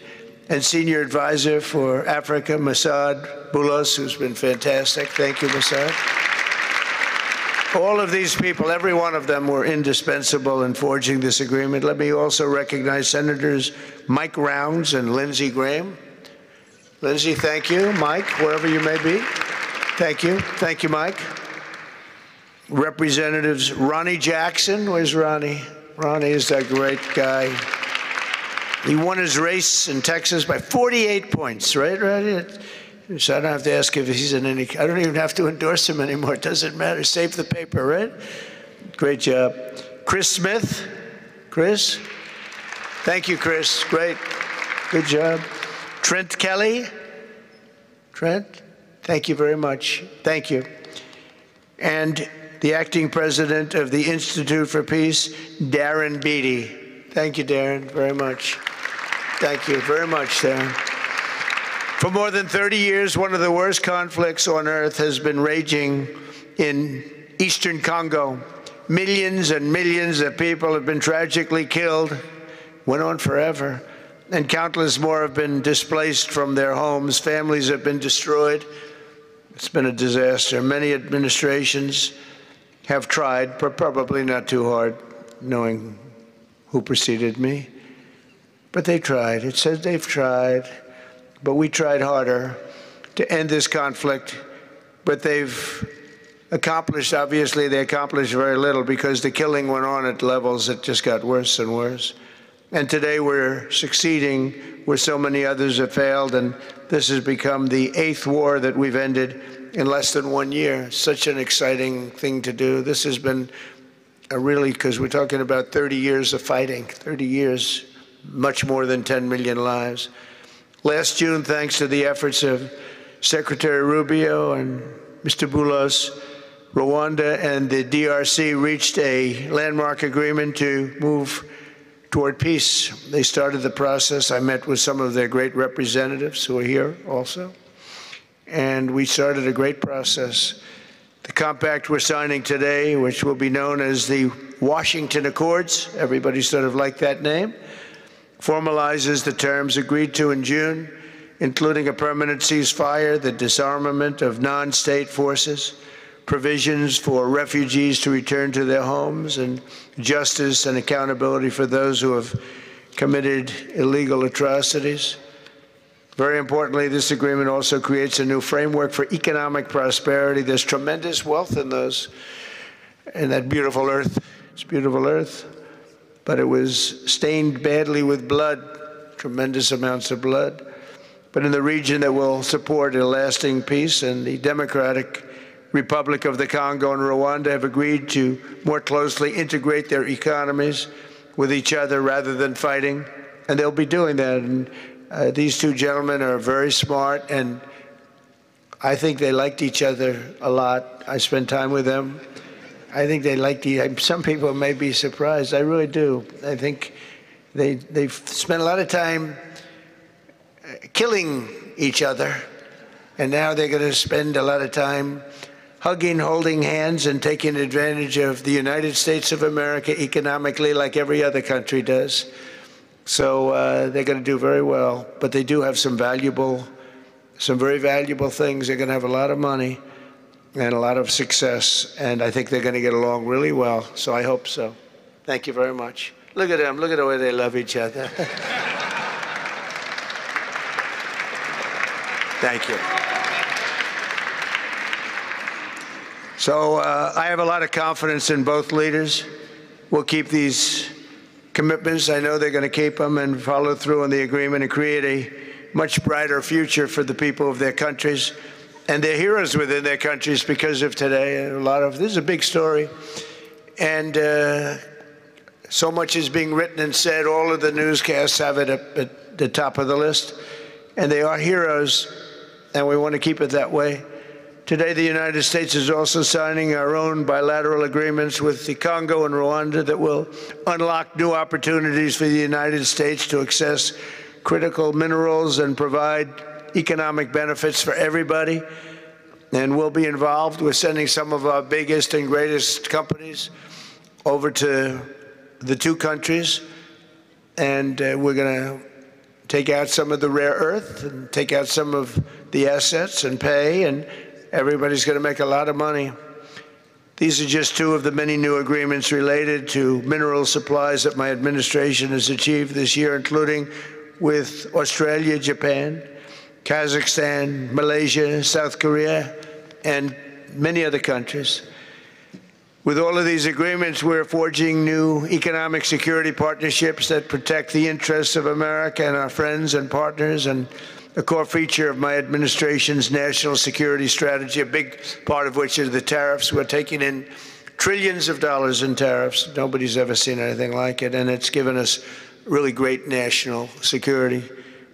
We'll be paying down debt. We'll be making distributions to people, and we're really doing a job. It's amazing. I was with a gentleman, the future king of Saudi Arabia, and you've heard me say this a couple of times, but 2 months ago when I was over there, he said, and actually Qatar is represented today, and UAE is represented, and your leader said the exact same thing, different words, but the exact same thing, that 1 year ago, they thought our country was dead. And now our country is the hottest country anywhere in the world. We're the hottest country anywhere in the world. Nobody's ever seen anything like it. We have over $18 trillion. That's just in 10 months. Pledged or being invested or pledged to be invested in the United States. Think of that, 18 trillion. The highest amount we've ever had is 1.5. Under the Biden administration, they did much less than 1 in 4 years. Think of that. So they did less than 1 trillion in 4 years. We have 18 trillion in 10 months. It's going to be much more than that, too. No other country in history has ever been close, no matter what country you pick. So I want to thank you again, everybody, for your great vision, and I want to thank the people, especially the people that we named. Some of the others that unfortunately we didn't name, we just couldn't do that. But for your vision and for your courage, because it's made it possible to begin healing old wounds and transcending past differences and creating a future where every child of God can live in dignity, prosperity, and peace. And these are two very good men, and they're two potentially very strong countries. I'd like to now invite President Kagame to come up and say a few words. It's Rwanda. And then, if I may, President of DRC, who really is doing a great job. These are two men that are doing a great job. And again, they are so respected because of what they're doing today and the mission that they've really, I think, accomplished. And we'll see how it all works out, but I think it's going to work out really great. They want to get on to other ways of living for their people, and they're great leaders. Thank you very much. Please, Mr. President, thank you. Thank you very much.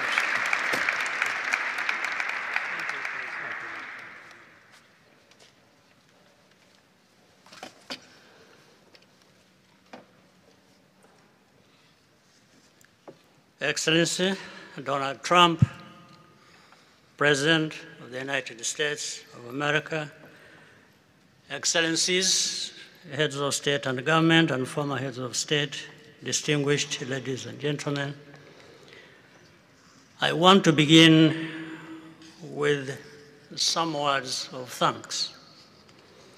First, to my fellow heads of state and government from Africa, your presence here confirms that these efforts enjoy the broad support necessary to succeed. I also thank Minister of State Kulaifi, representing His Highness Sheikh Tamim bin Hamad of Qatar. The role of Qatar has been absolutely central in getting us to this point. But of course, the biggest vote of thanks goes to President Donald Trump. No one was asking President Trump to take up this task. Our region is far from the headlines. But when the President saw the opportunity to contribute to peace, he immediately took it. This conflict has lasted for 30 years. We have seen countless mediations and efforts, but none has succeeded in resolving the underlying issues.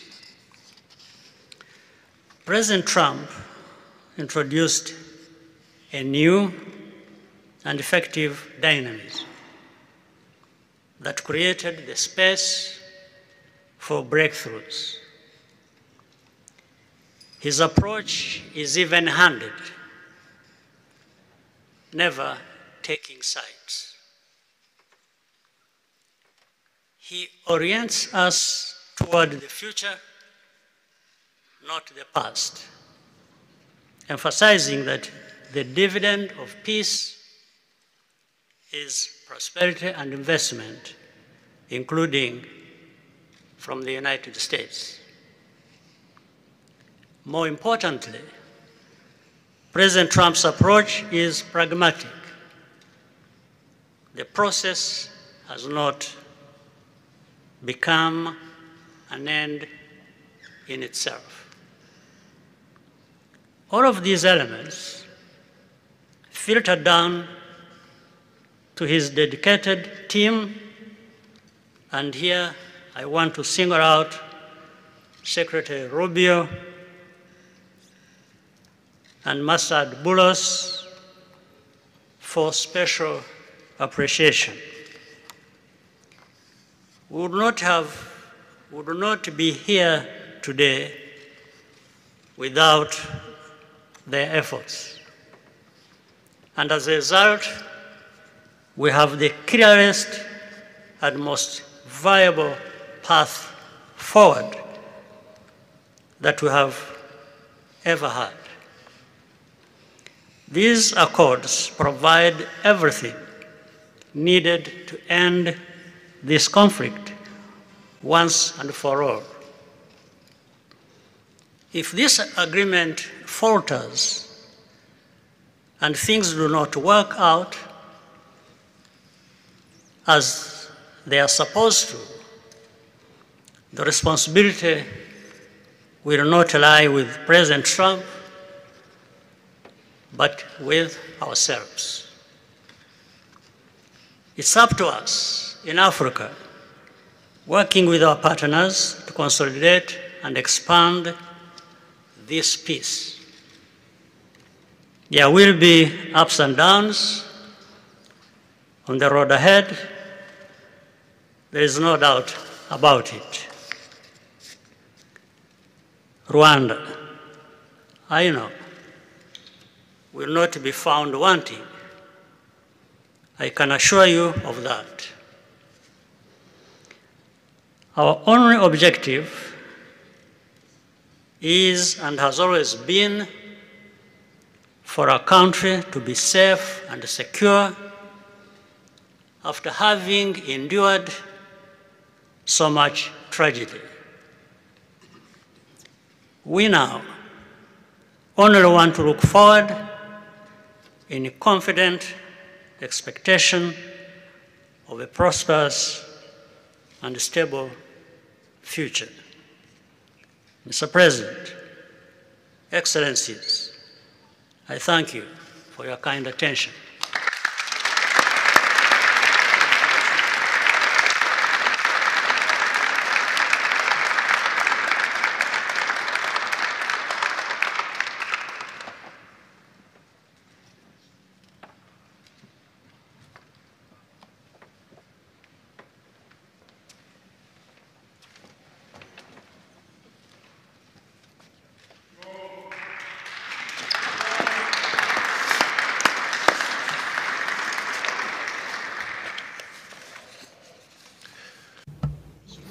Mr. the President of the United States, Donald Trump, ladies and gentlemen, dear members of the delegations, distinguished guests, as we have just placed our signatures at the bottom of the joint declaration enshrining the Washington agreements for peace and prosperity, I do feel, on behalf of the people of Congo, a deep gratitude and clear hope. First of all, I would like to express quite solemnly our deep thanks to the President of the United States of America, Mr. Donald Trump. I would like to thank his administration and also wish to thank the American people for the critical role that they played for the rapprochement, the closening between the Democratic Republic of Congo and the Republic of Rwanda. To these thanks, I also bring in all of our regional partners and our international partners who, thanks to their commitment and engagement, have consistently made this critical moment possible in the road to peace. First and foremost, we have Sheikh Yanim bin Ahmad Adani.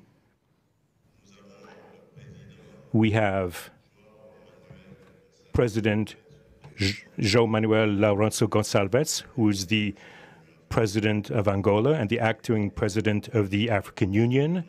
And we also have the former President of the Republic of Kenya, my brother, Uhuru Kenyatta, who I can see here in the room. These two great Africans who are at the beginning, who started the Rwanda and the Nairobi processes. And beyond them, I wish to thank also all of the African leaders who contributed to help us in this struggle. And I do hope that we have, yes, reached the end. The Washington agreements are not yet another document. These represent a turning point. They bring together under a coherent architecture a declaration of principles of a peace agreement and also the regional economic integration framework to provide to the peoples of the region a new perspective, a new outlook, namely to finally overcome the cycle of violence, of forced displacements, of mistrust, defiance, in order to begin a new era of friendship, cooperation, and prosperity all shared together. For those involved, the Democratic Republic of Congo takes this solemn commitment to implement with complete sincerity all of our obligations that stem from this agreement. We will do this with seriousness, with rigorousness, and also the constant care for peace and the security of our populations, for the unity and the integrity of our territory. We do hope that thanks with the same seriousness that the Republic of Rwanda will also respect fully the letter and the spirit of the commitments made here in Washington.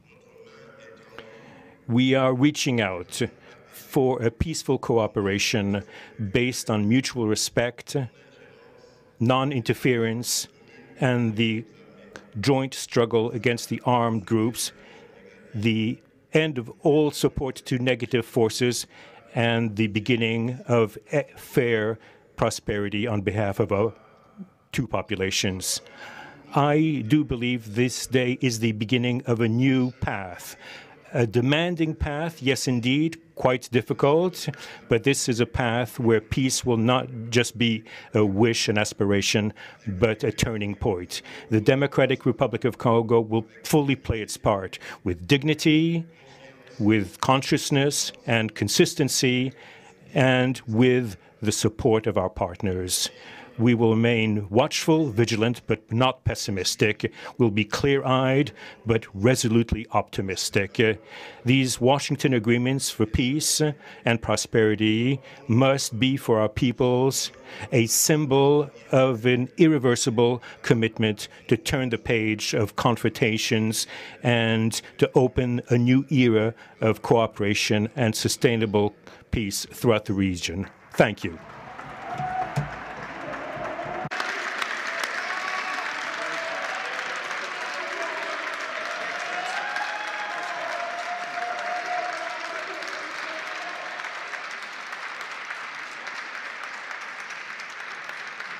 So, if I might, my four new friends, a couple of cases not that new. Could you come up, please? Do you mind? Please.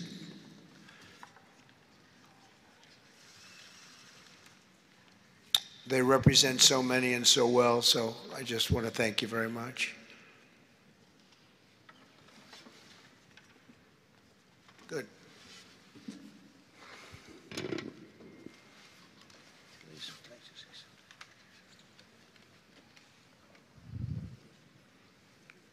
Sr. Presidente Donald Trump, Presidente dos Estados Unidos da América, caros convidados, altas entidades aqui presentes, senhores jornalistas, eu gostaria de realçar a importância desta cerimônia aqui em Washington, D.C., que vai finalmente pôr fim a um conflito que, como já foi dito, dura mais de 3 décadas. Não são exatamente 30 anos, mas mais do que 3 décadas. Um conflito entre irmãos, países vizinhos e irmãos, que deviam se dar bem, mas que, por razões de diversa ordem, têm vindo a se degladiar ao longo dos anos, com pesadas consequências, quer para as populações de ambos os países, como também para as respectivas economias.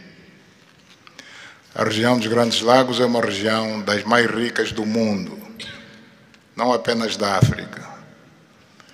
É enormemente rica em recursos hídricos, terras aráveis, florestas, recursos minerais que estão no subsolo, mas, sobretudo, rico nas suas pessoas, com um potencial muito grande para desenvolver aquela região de África que pode catapultar o desenvolvimento de outras regiões igualmente do nosso continente. O mundo atravessa hoje uma crise energética e alimentar. Nós fomos a dizer que a África, e em particular essa região dos Grandes Lagos, tem o potencial, não digo de resolver, mas de contribuir consideravelmente para a resolução destas duas grandes crises, quer alimentar, quer a energética, não apenas para o nosso continente, mas para o mundo. A grande barragem do Inga, adormecida há bastantes anos, pode contribuir enormemente para a eletrificação do continente e, consequentemente, para a sua industrialização.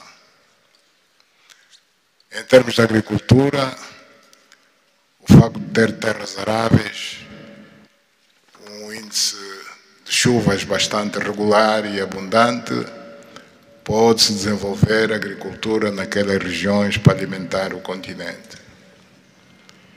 E nada disso tem sido possível fazer-se ao longo de décadas, devido a este conflito que não tem sentido e que, finalmente e felizmente, parece que terá o seu fim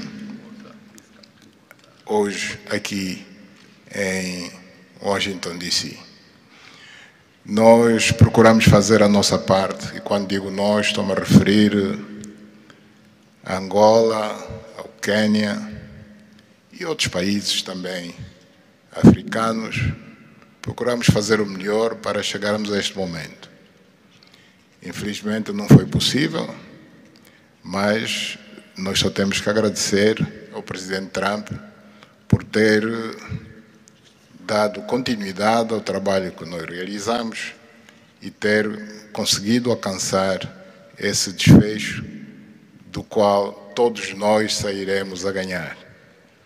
Portanto, mais uma vez, o presidente Trump fez a parte que lhe compete e nós esperamos e acreditamos que é o que vai acontecer, que as duas partes, ou seja, as autoridades da República Democrática do Congo e da República do Rwanda também farão a sua parte para a implementação com êxito deste acordo.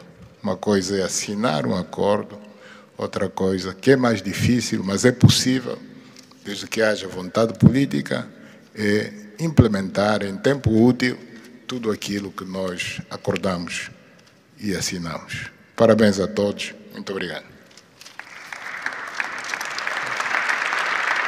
Your Excellency, the U.S. President, President Trump, dear guests, and dear dignitaries present here and press members. I would like to highlight the importance of this ceremony taking place in Washington, D.C., because this has come to put an end to a war that has been there for more than 3 decades, because it's not just exactly 3 decades, but it's more than 30 years. And this is a conflict that has been there between two neighboring countries, which have been fighting for many years with consequences on the peoples, countries, economies, and so forth. And these consequences also were felt in the Great Lakes region, which is a very rich region in Africa, rich in terms of water resources, arable lands and forests, and as well as mineral resources, which are important for the development of a region. So it's important that we've reached to this point where the agreement is going to be, has been signed, a peace deal, which will benefit immensely the whole region and will unleash the opportunities for the development of our continent, and as well as to helping the whole world in terms of fighting against the food crisis and energy crisis which the whole world is going through now. We believe that the Great Lakes region will have to play a great role in providing resources to the international community. And of course, solving this conflict will also help solve other crises, not only in the continent as we know, but worldwide.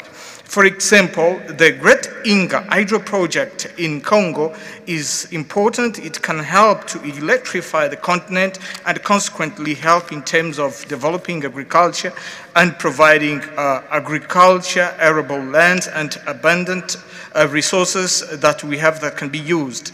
We know that Africa possesses a lot of other resources such as rainfalls, which are important for agriculture. So nothing has nothing would just justify this war, but eventually the most important thing that it has come to war. We sought as Africans to do our part. When I say Africans, I mentioned countries such as Angola, Kenya, and other African countries, but unfortunately we couldn't make it. But we now want to thank President Donald Trump for having helped to reach this important milestone. We believe, once again, we have to thank him for what he has done, and what comes next now is to appeal to the two parties, that is the Democratic Republic of the Congo and the Republic of Rwanda, to implement successfully this agreement for the benefit of their countries, their people, and including our continent of Africa. Thank you very much.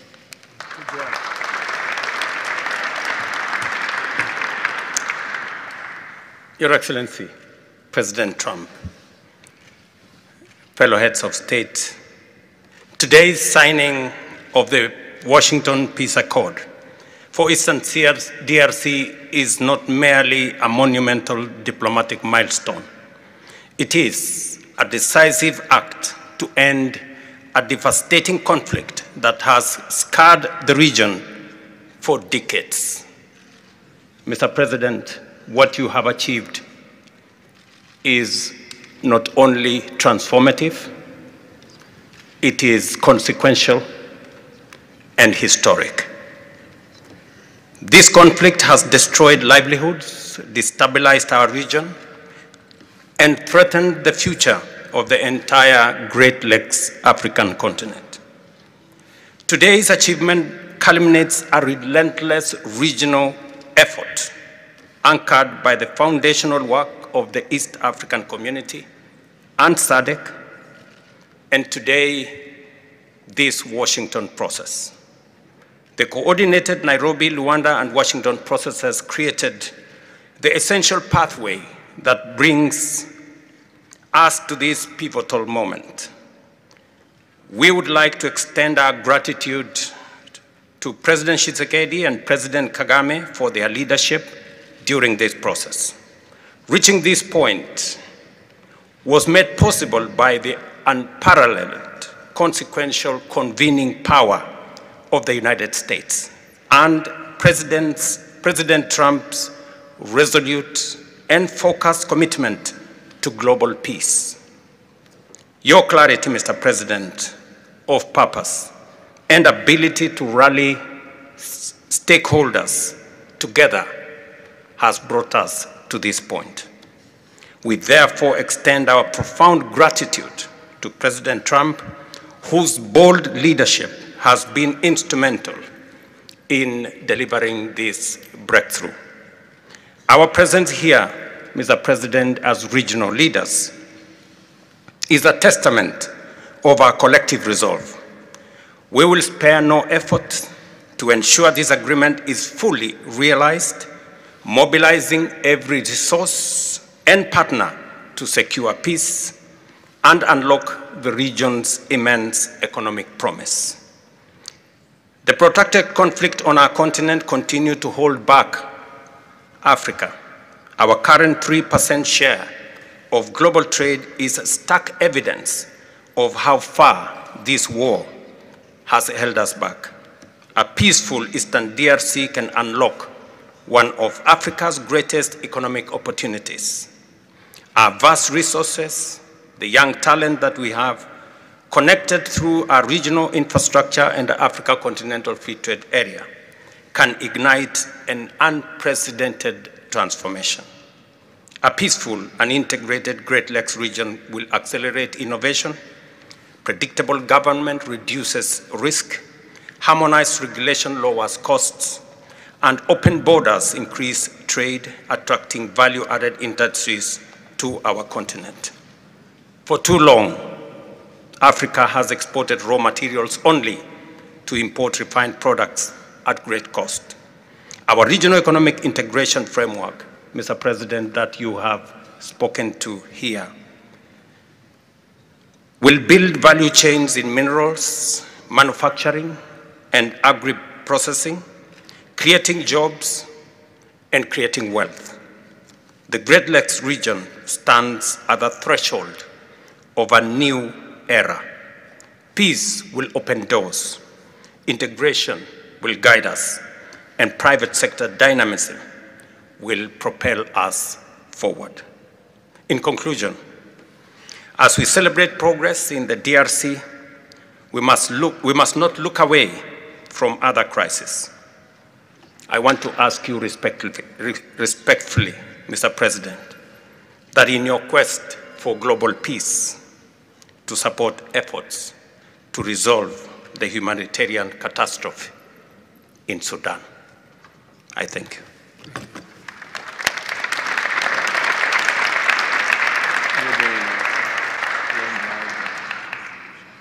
Excellence, le chef d'État et de gouvernement ici présent. Heads of state and government, dear delegations, it is with great joy that I speak today before you in order to express my joy.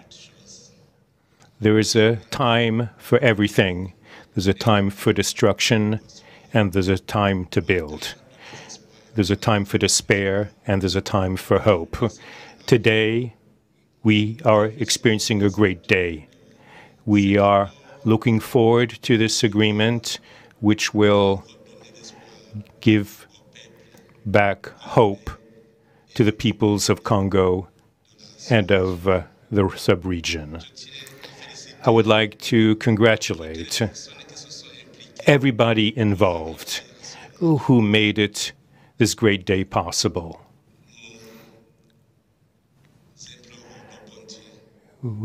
We beg, we urge God to continue to guide us, to guide the steps of all people of goodwill who will become involved for its implementation.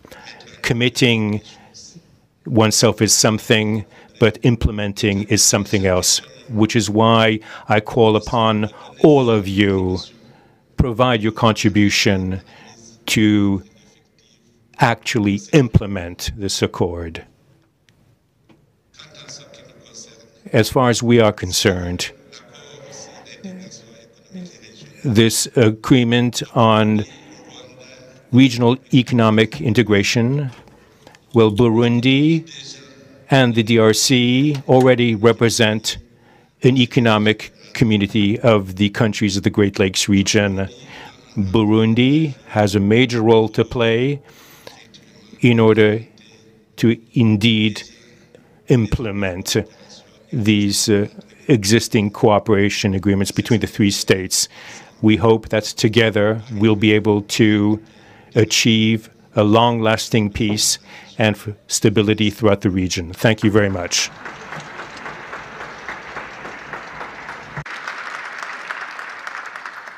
Thank you very much. And I just want to introduce a friend of mine who I just noticed in the audience. He's in charge of a very small sport called here soccer, over there football. So nobody knows really what to call it. Johnny, thank you very much. The head of FIFA is here.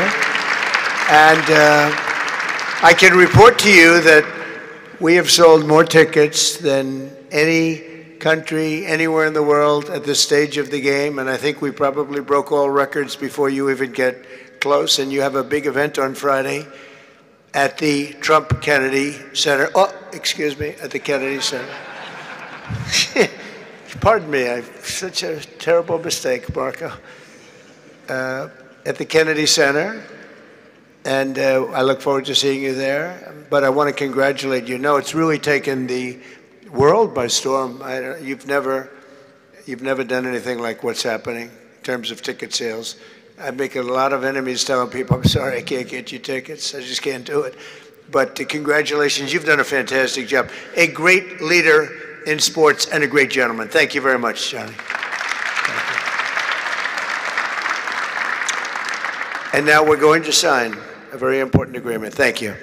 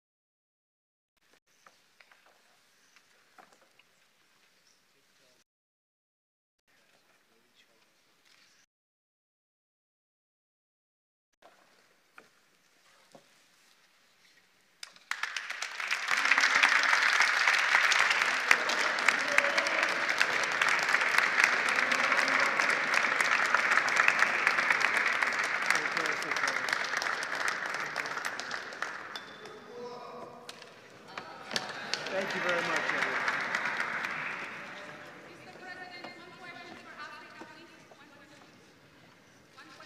Go ahead. I know you and you're very friendly, so I'll take it. Otherwise, I wouldn't take it. Go ahead. Mr. President, we are witnessing a historic moment for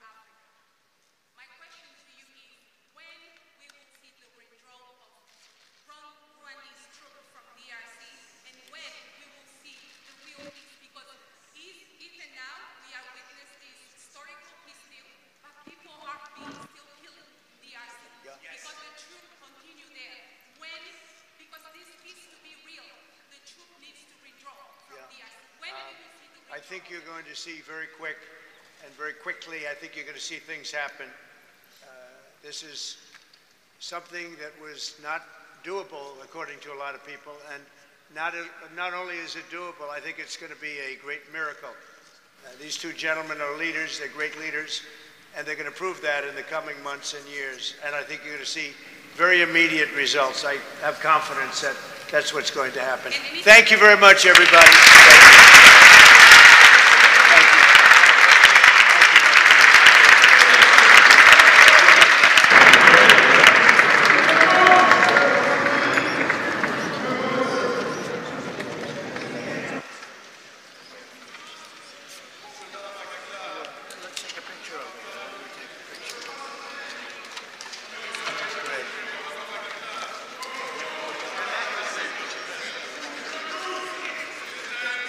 That's a big deal. They like it. People like it.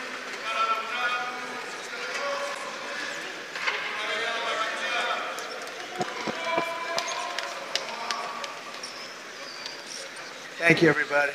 Thank you. Thank you.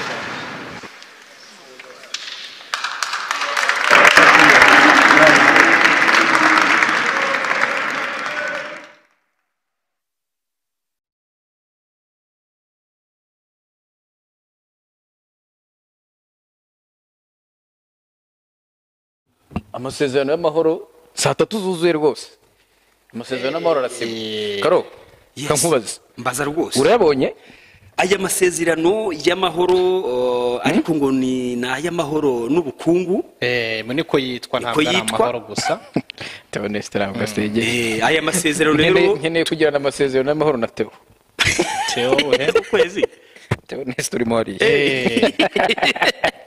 yego amasezerano yego nari nkikomeza yego twihaye iminota 15 twihaye iminota 15 yego iminota 15 dusigara tuvuge ibyo bavuze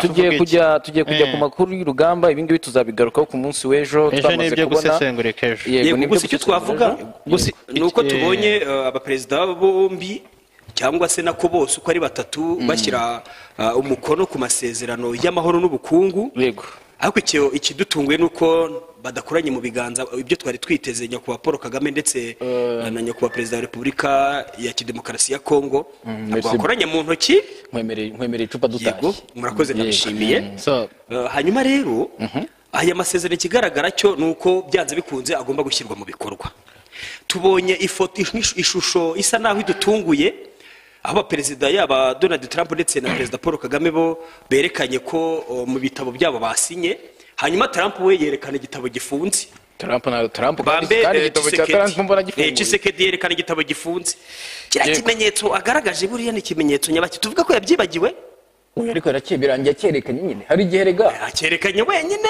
abandi babyerekaniye bashatse kumanika ngo babyerekanire rimwe ariko perezida Tshisekedi yerekana gifunze so reka iby'aya masezerano tuze kubigarukaho mu gitondo neza ntavuze nk'amasegonda 30 amasegonda 30 namwe nkurikije body language ibaye hariya Trump yavuze ati mu gihe cy'umwaka utageze nzanya amahoro ibintu byananiye abantu mu myaka 30 ishize miliyoni 10 z'abantu barapfuye ariko ndebye amasezerano asimwe nkabona uburyo Tshisekedi yarameze ndimo ndabona Kongo itari tayare gukurikiza no masezerano icyo ibindi byo tuzabisesengura ibindi tuzavuga impamvu nzavuga impamvu tuzabisesengura ku wundi munsi ariko igihari cyo amasezerano y'amahoro arasinywe igitekerezo cya perezida Donald Trump kigezweho icyo yifuzaga ni ukubona abakuru b'ibihugu babiri bicaye ku ntebe imwe rekuramo iyo foto uzanye nka kariya bahagaze ntacyo kaba gatwaye abantu baseka tugaragaza ko amahoro arimo agera imbere gusa facial expression n'ibyakurikiye isinywa ry'amasezerano hari icyo byerekana amahirwe dufite Kinshasa si kure bafite jet privé sesa jet privé irahari nibagere bazatubwira byinshi cyane ndabyizeye baratubwira mu kanya rero ngiye gushaka ngiye gushaka madamu Antibare atubwire ko bimeze ku rubuga rw'imirwano mba mfite ikibazo cy'abantu nayo nkeneye amasezerano y'amahoro na protection iteye ubwoba ku bantu benshi cyane bakoze baba bari kumbwira ngo ibyo mvuga ntabyo mvuze. dushake se ababawuzi nkeneye umurinzi.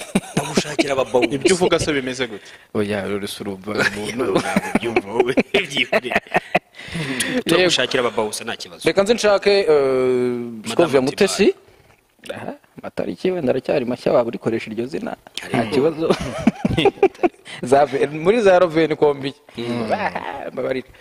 Yego, reka dushake Scovia Mutesi ku murongo wa telefone, nibura tuganire ku mirongo y'urugamba, n'ubundi nta kundi twabigenza. Atubwire uko bimeze. Yego, bigende neza. Yego, nibyo byiza kugira ngo tubiganireho iby'ingenzi. Scovia, wiriwe neza? Mwiriwe. Ko numva nta biturika none iruhande rwawe. Barenze babirindutse, sinzwe kwiruka inyuma y'abarwana bafite icyo bapfa. Imirwano yahosheje se? Oya, ngo barenze inyuma ya Katogota, niba ari Gatogota. Gatogota byo yego. Inyuma ya Katogota ho harenzwe. Babirindutse baragenda inyuma iyo ndagenda nkumva ikintu kiraguye, unananiwe gutandukanya imvura ihinda n'urashe. Kamanyola byifashe gute? Oya, Kamanyola usibye kuba abaturage bongeye abari basigaye basa nkaho bikanga aho bari bari. Yego, nta guhunga kwabaye ngo ubone ko haje igikundi cy'abantu benshi. Gusa niba hari abantu bakora iki kiganiro cyacu giheruka twashyizeho ku mugoroba twerekana uko barimo kurasa, hari abaturage ubundi habaye ibintu bibiri, kuvuga ngo hari abaturage bahunze baza mu Rwanda, ariko baza bajya mu miryango yabo, inshuti n'abavandimwe, ntibarema inkambi. nyuma yaho haza kuza ikindi gice cya kabiri cy'abaturage bafashe icyemezo cyo kujya mu mazu, bakareka kavuga ngo gutembera cyane mu mujyi mu buzima bubone ko bukomeje, bategereje ikiri bube, cyane ko nta mirwano iri ku butaka ngo abantu barimo bararwana. Icya kabiri, ikindi cyiciro cya gatatu ni icyiciro cy'abantu, ngira ngo wenda bari bukurikije ikiganiro cyacu baraza kukireba, bari mu gishanga baraje. Abo bantu, amakuru abaturage baduha bavuga ko abo bantu bashobora kuba benshi bagizwe n'imiryango y'abanyarwanda bahoze muri FDLR n'abandi bahunze muri za 1994 igihe jenoside yakorerwaga abatutsi yahagarikwaga, bakaba bo noneho batinye kuza mu Rwanda, kandi baramanuka bageze hasi kuri, niba bayita Ruhwa, niba ari Ruhwa, niba ujya Burundi, uriya ni umugezi wa Ruhwa, wa Ruhwa hasi neza ku buryo ku Burundi. Ngira ngo barebye video yacu, hari ahantu twerekana ahantu hari anteni, tukaberekamo agahema, ubona ko ari defense cyangwa se ari ahantu hakambitse ingabo z'abarundi, ni mu Burundi. Uvuga ngo abo baturage baraje bakambika ku mugezi wa Ruhwa, bariho bubaka udushitingi. Ngira ngo ku buhanga bw'ibyuma ntabwo babashe kubibona, ariko biri muri kiganiro dushoje mu kanya. Abo bantu rero nibo bakambitsaho. Icyo ni ikindi cyiciro cy'abandi baturage bahunze, ariko bo babuzwa kugera i Burundi, kandi banga no kuza mu Rwanda, kuko bivugwa ko bashobora kuba ari ab'imiryango yo muri FDLR bakambitse ku mugezi. Ngira ngo ku buhanga bw'ibyo barebye muri ikiganiro cyacu biri ku munota nk'uwa kabiri. Yego, twabibonye ku dushitingi tw'ubururu n'umweru, turimo kubibona, n'abadukurikiye barabibona. Abangaba batangiriwe n'ingabo z'u Burundi, hari hakurya bo hari ingabo z'u Burundi. Urabona hejuru urenze urwo rutoki, uyu munara mureba, yego, hano twageragezaga, urabona aba ni abaturage baraje bageze hano. Munsi yabo, munsi y'utu duti mureba tumeze, ibi biti babyita harya gute? Imiko? Ibiti birashoboka yego. Urabona hejuru kuri anteni niho ingabo z'abarundi ziri, hariya ni mu Burundi. Kuri uriya musozi ni mu Burundi? Aha ni mu Burundi rwose. Hari n'ipironi. Yego, nuko wenda bagize muri iyi ntuza twagerageje kuzuminga, ubona ko harimo tente. Murayibona iyo tente iriho akantu kameze yego, biragaragara. Ingabo z'u Burundi. hariya ni defense hariho tente ya gisirikare ndayibonye ageze hari agahita ahagarika ngo kariya urebye kuri uriya munara munsi yaho harimo tente ya gisirikare hari ibitero byigeze biva hano aho yaragiye kugera hafi aho gutya uri inyuma gatoya kubera ko twari turimo turabireba live turimo turagusiga nk'amasegonda nk'atanu gutyo niyo mpamvu yego noneho ni ukuvuga ngo abaturage bavuga ko abaduha amakuru twasanze bavuga ko ari imiryango y'aba FDLR yakunze ikaza hano abandi bari baraje uzi ko bahunga muri 94 baciye inzira ebyiri hari abagiye Goma abandi baca za Rusizi yego aba rero baraje bivugwa ko Uburundi bwanze kubakira buvuga buti ntabwo dushaka kwakira aba bantu hanyuma ariko n'iyi miryango abaturage urabona baturanye n'abandi b'abanyarwanda hariya bakorera hakuno abandi hakurya inka zirashoka ukabona ko zihuriye kuri uwo mugezi zo hakurya n'izo hakuno abantu baraganira baba banari mu mazi bose baroba haba uruhande rwo hakurya n'urwo hakuno mu Rwanda ndetse n'abarundi kuvuga ngo igice kimwe cy'abarundi kiroba muri uyu mugezi bashakamo amafi matoya igice cya Kongo nacyo kuri Kamanyola aho abaturage bari nabo binjiramo bahinga muri iki gishanga cyangwa iki kibaya bakaroba muri uwo mugezi n'igice cy'u Rwanda nacyo kiri hakuno ku mupaka wa nyine nabo bakaruhuriramo abaturage bahariwe batubwira ko aba batinya kuza mu Rwanda kuko bashobora kuba bafitanye isano n'imiryango ya bamwe muri FDLR ndetse hariho n'uwatubwira ati nta n'igitangaje ushobora gusanga harimo n'abasize bakoze jenoside yakorewe abatutsi bakavuga ati aho kugira ngo nze ndakomeza ngende aba bantu barara kuri iki gishanga mw'abantu nari mpahagaze mu kanya ijoro ritangiye kuza hari umubu birumvikana yego harashyuha kandi umubu ni mu kibaya haturiye umugezi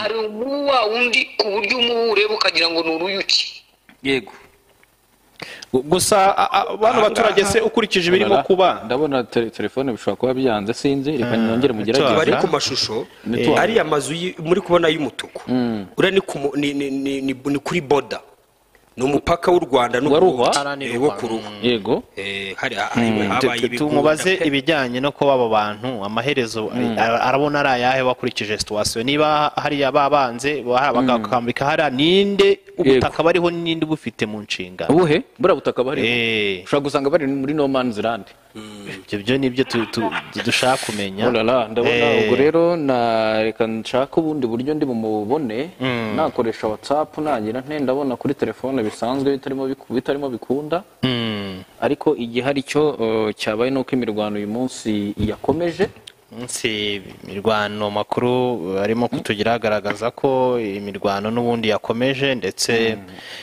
hari n'ikindi kumubaza kijyanye n'amakuru avugwa yuko bishobora kuba ibisasu byakomeje kuva mu Burundi ndetse mu kubisama hakaba hari ibyashwanyagurukiye no ku butaka bw'u Burundi ibyo byose rero hari byinshi nk'umuntu uri hariya ashobora kuba yaduha mu cy'ibyo bintu tuvuze nongere ngerageze muhamagare tugasoza ndabona bitarimo bikunda neza soza ariko tugiye kugerageza turebe niba bikunda ndabona bitakiri gukunda se nahamagara ndi noneho mana yake hamagare Benyamini se hamagare wakameraga adubusesenguze kuri imirwa ko mbona telefone hano birimo bigorana gusa network ariko birumvikana network hariya birumvikana turebe ibyo ari byo turikivamo gusa imirwano yakomeje nabonye kare ikimodoka cya gisirikare kirasa ibintu binini byavuga ko kiriya kimodoka ari icya M23 yego cya M23 kandi hari urabona ko igisasu cyahaguye ngo hagati mu baturage urebye hari ari mu mujyi cyangwa mu gasantere bitewe nuko ubibona rero habaye n'imirwano ikomeye ahitwa Kaziba yego Kaziba uyu munsi hari agakarte nashyize mu itsinda duhuriyeho kugira ngo nibura abantu banarebe uko byari bihagaze wenda kazanye twanagasoreza kuko ndabona telefone ya Madame Antibara agiye atatubwira ibintu by'intambara urabona hari intambara yari ataratubwira neza ku byo twiriwe tubona n'amakuru yagiye atugeraho ni carte isa nk'igaragara neza ahantu haberaga imirwano urebye neza okay ndabona madamu Scovia yagarutse yego hano ni sawa Scovia urongera agarutse yego nabonaga bitangiye kunyandikira ngo network bize yego n'ubundi rero urumva mu baturage yego nkaho bari umuco abanyarwanda bita ububangabanga Burundi ntibubemera urasa n'aho Burundi banze gufata inshingano zo kwakira impunzi kandi muri Kamanyola nk'uko mwabibonye harimo abagize ubwoba barahunga cyangwa barambuka baza mu Rwanda abandi nabo bajya hariya abo baturage ubarebye byanga bikunda bafite ibyago byo gupfusha abana bitewe n'indwara malariya hari ahantu bari ntibashobora kubona ubuvuzi ukurikije uko nabibonye nta butabazi usibye ubw'Imana n'ubwo ababyeyi babo bari kumwe usanzwe yego icyo ni kimwe hanyuma wenda dusubiye kuri uyu mujyi hari ubundi batangiye abantu barwana bisanzwe ingabo z'u Burundi zarasaga hariya ntabwo ingabo z'u Burundi ziri muri Kongo zibasha kurasa aho M23 iri mu misozi isa nkaho ikambitse nakwita ngo hari igisirikare hejuru ya Kamanyola na za mbunda twahoze twerekana zarasaga byabaye ngombwa rero cyangwa se niko batekereje ko ari bwo buryo kabishwe bari batumiye na Neva ngira ngo Neva ashobora kuba wari uhagarariye abarwanyi batari aba leta batari leta muri kiriya gikorwa kubera ko urumva byagezaho noneho bya bindi baratuza yavugaga umuvugizi w'igisirikare cy'u Burundi General bitanga ishusho kubera ko kuba batinya ko abantu basatira za Uvira n'ahandi bifite ishingiro kubera ko urabona bageze aho batabasha kurasa ku misozi iri hejuru ya za Kamanyola na kandi ya mazina nayo atangiye kunshanganyikisha akandi nahoze mvuga nagaki katogota abuna nambi yo ngiriye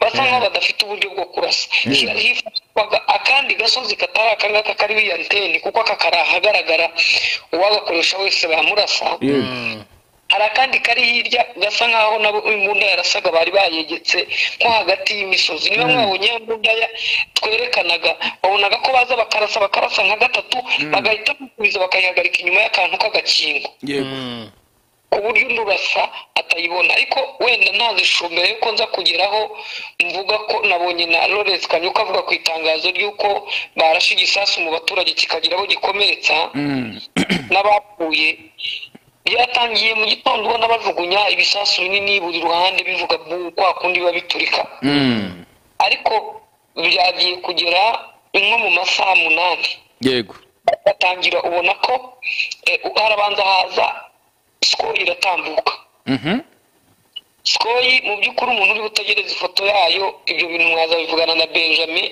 niyo twafashe ubushize n'ubu ngo aracyumva babara amaboko kubera uko yafashwe ibirahise kubera ko twayirebaga ari ntoya nananiwe kumenya niba ariyo nyayo cyangwa ari ubundi bwoko bw'indi ndege ariko yihutaga ku rwego ku buryo n'amaso yawe atayikomeza irakata ariko isubirayo yego igihe yakataga humvikanye amasasu atari bya bindi bahoze bajugunya bishwanyagurika subirayo hashira nk'iminota nka 30 ya mbunda zarasaga za M23 ku musozi ubona ko batangiye zose kujya kuzihisha abakurikira iby'intambara bavuga ko icyo gihe iri yibije kwerekana aho bari noneho ugiye kurasa bakaza gukoresha wa mugani w'umurundi regaraje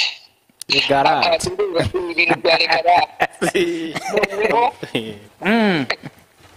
basubirayo yego ariko nyuma yaho M23 yongera kugarura intwaro zayo habona bararasa ibisasu byaturukaga i Burundi birasa kuri M23 bisa nkaho byananiwe kurenga umujyi ntabwo byigeze bigera ahari izo mbunda kuko urebye nizo bashakaga ukurikije uko babirebaga basaga nkaho bashaka kurasa mu misozi ahari ahakambitse ingabo z'abo barwana aribo M23 ariko ngira ngo wenda kubera ko bari kure cyangwa ubushobozi bw'ibyo barasa byazaga barasaga ubundi ku misozi ibiri barasaga Gatogota akarasa n'akandi gasozi kari hejuru ngira ngo koko sinzi niba muri video yacu iyi ngiyi mukuyeho izi video mwayibona nayo kari hejuru hariho n'inzu ubona ko kuko nigeze kugerageza gushaka gufata iyo mbunda icyo gihe ntibyanyorohera ariko kari hejuru nkaho mwari mugejeje mwerekana ibintu bitumwe ivu ariko ari mu musozi bitari ibyo mu mujyi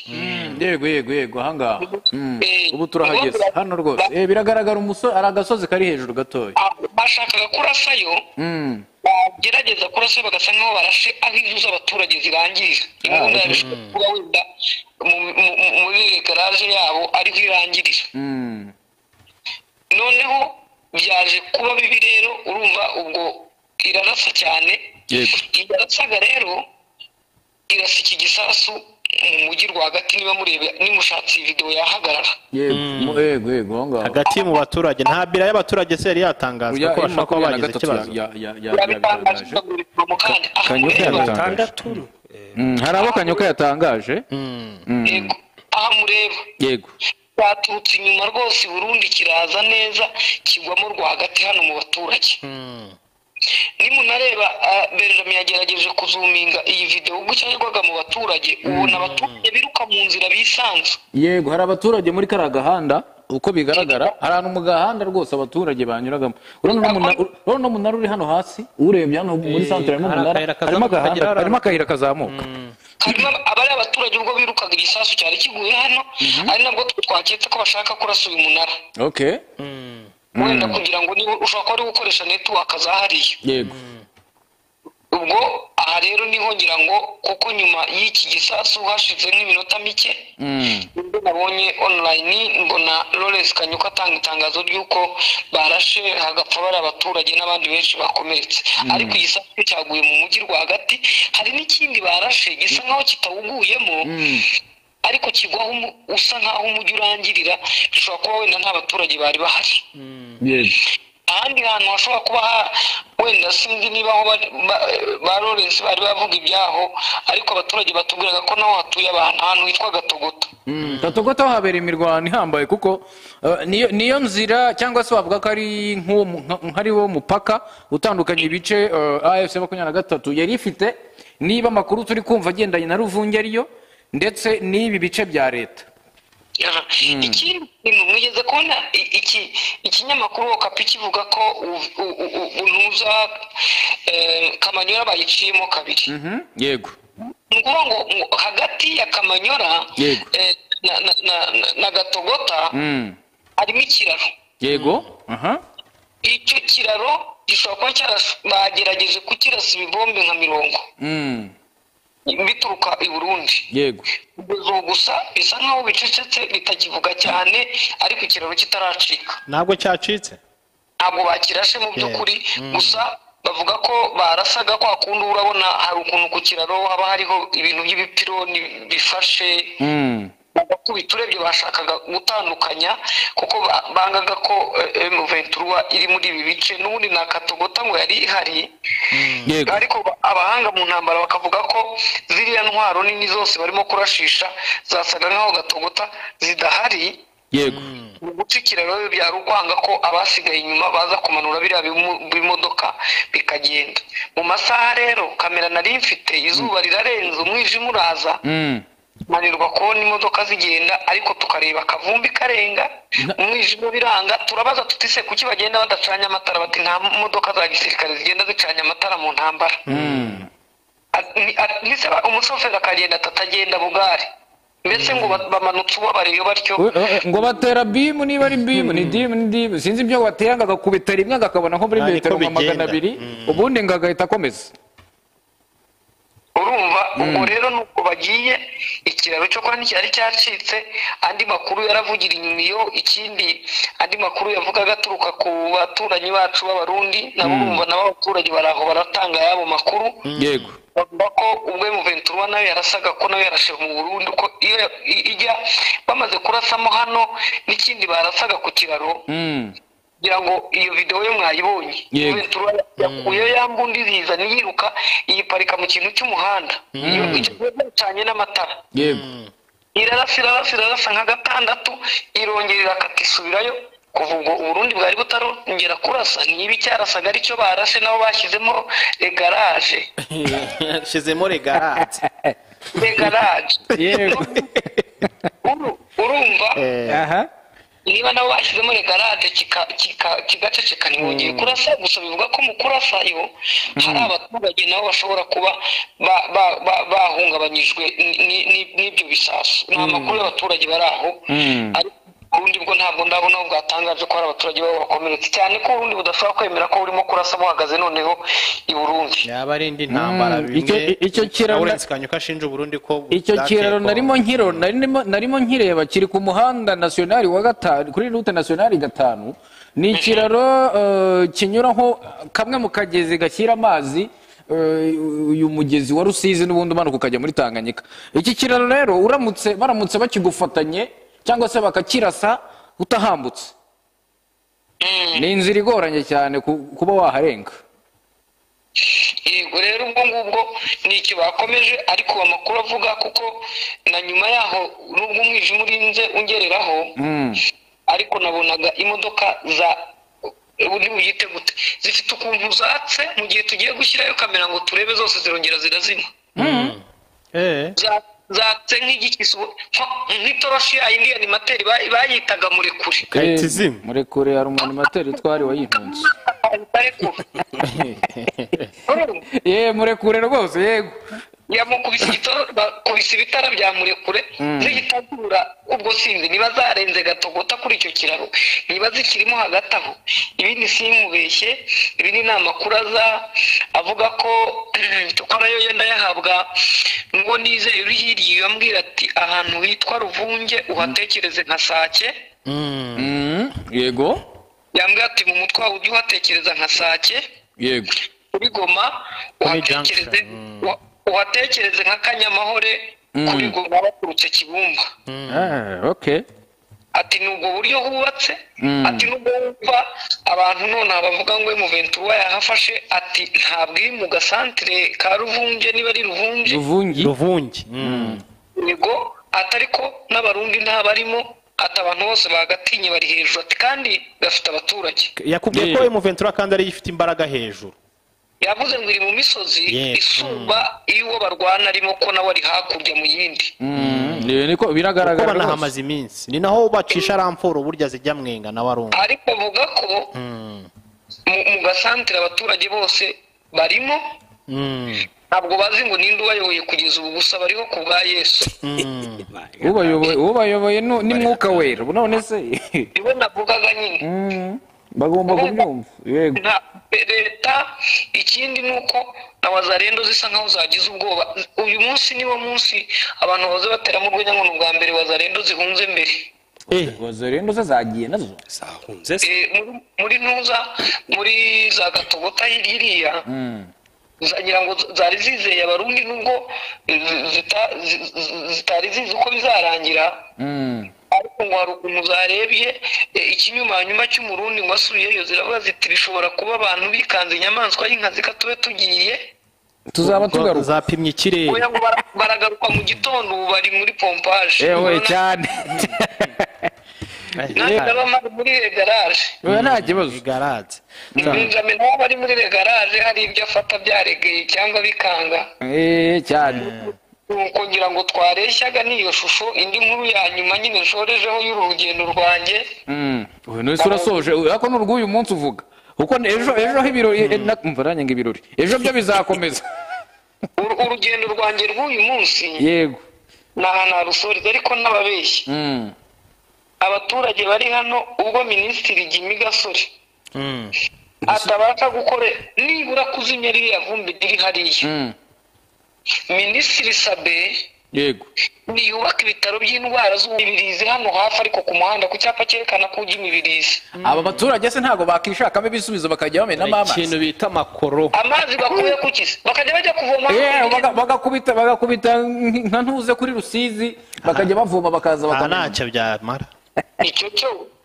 ni nk'ukuntu watubaza impamvu esanse zacu ziza mu makamyo tutacometseho itiyo ndabyumvise hanyuma wenda unasoza bari abaturage bari hariya urabona amaherezo ari ayahe bari hafi n'uriya mugezi umugabo mwigeze cyane numva mu ndirimbo zasabwe cyangwa burakeye habagamo akaririmbo kavuga ko mbona bucya bukira amaherezo azaba ayahe nanjye nabarebye gusa abantu ba mbere bo kubafasha ni M23 kuko basa nkaho bakiri muri zone yabo nubwo babahunze bakajya ku mazi hasi bakeneye abantu babo bakajya kubafasha kuko bari abantu baraza gupfa basanga ari n'abagore n'abana nk'abandi baturuka za Rubavu n'ahandi bagafashwa gutaha bakaza bakajya mu miryango yabo bakamera neza hanyuma abakongomani nabo bakabafasha kubaho ntibajye kuko ahantu bari hariya hantu ntabwo navuga ngo ni kuzimu kuko ari imusozi ariko umubu uhari urangana na za nkoko za Romeo.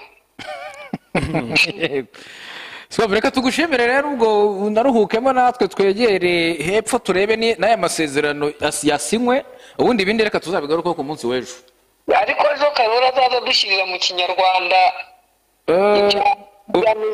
uramuke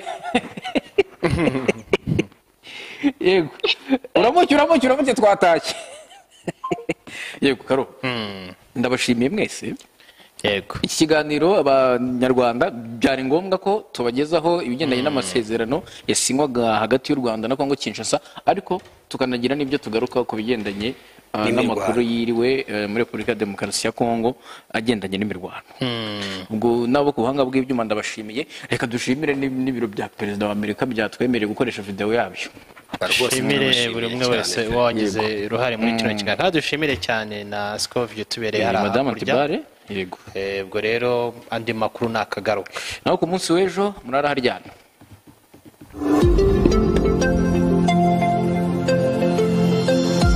abakiri uzababonera mu byo barya ku ifunguro rya mu gitondo uzasangamo ibiribwa nk'amagi kurya saa sita na nijoro usangamo ibirimo inkoko ariko cyane cyane kuri konte ye uzasangaho amafaranga menshi ibi bintu byahoze bigoye kubigeraho kandi bigenewe bake cyane hari kera tutaramenya NCGR Limited sosiyete nyarwanda ifite ituragiro ry'inkoko za Tetra Super Harco ubwoko bw'inkoko zitanga amagi n'inyama byinshi mu gihe gito cyane isaki igira ibiro biri hejuru ya 2.5 mu byumweru 12 buri imwe itera amagi arenze 230 ku mwaka ni inkoko zidapfa cyane kandi ziba ahantu hose iyi tera irya garama zitarenze 145 z'ibiryo ibituma idahenda mu kuyorora ukeneye gushora imari mu bworozi bwa Tetra Super Harco hamagara cyangwa wandikire NCGR Limited kuri 0796 0966 cyangwa bandikire email kuri info@ncgrlimited.com.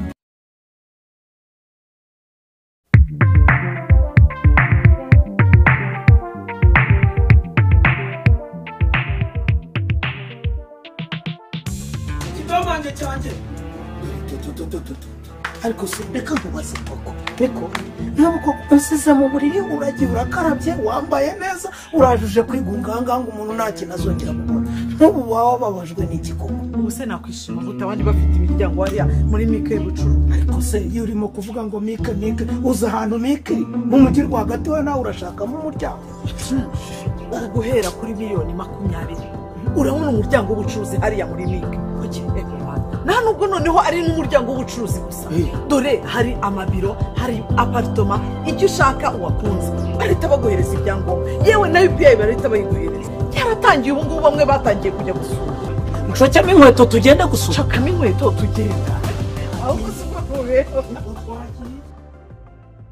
Mutware n'umutware mu binyobwa bidasembuye ibi bisembura akanyamuneza mu babisangiye ni inyubakabugingo kuko ikoze mu mwimerere w'imbuto utagize ikindi uvangiye ngaho rero mutware ni muyihe rugari mu birori no mu miryango dore icyanga cyayo gicyaha icyaka haba ku bakuru n'abatoya hari mutware Apple Malt yifitemo impumuro n'uburyohe bwa pome hakaba na mutware Pineapple inyura cyane abasanzwe bikundira umutobe w'inanasi hari na mutware tangawizi yo yirukana umuze mu mubiri ndetse na mutware Mixed Berry iyikoze mu nkeri z'ubwoko bunyuranye inywere mutware Energy Drink igusubizamo imbaraga n'imbaduko bityo utubura umusaruro ibi binyobwa byose bisangiye intungamubiri n'ubuziranenge. Mutware murayisanga i Kigali ku isoko rya Nyarugenge n'ahandi hose mu gihugu, waba urangura cyangwa ugura kuri detaye. Telefone ni 0788 50 78 70.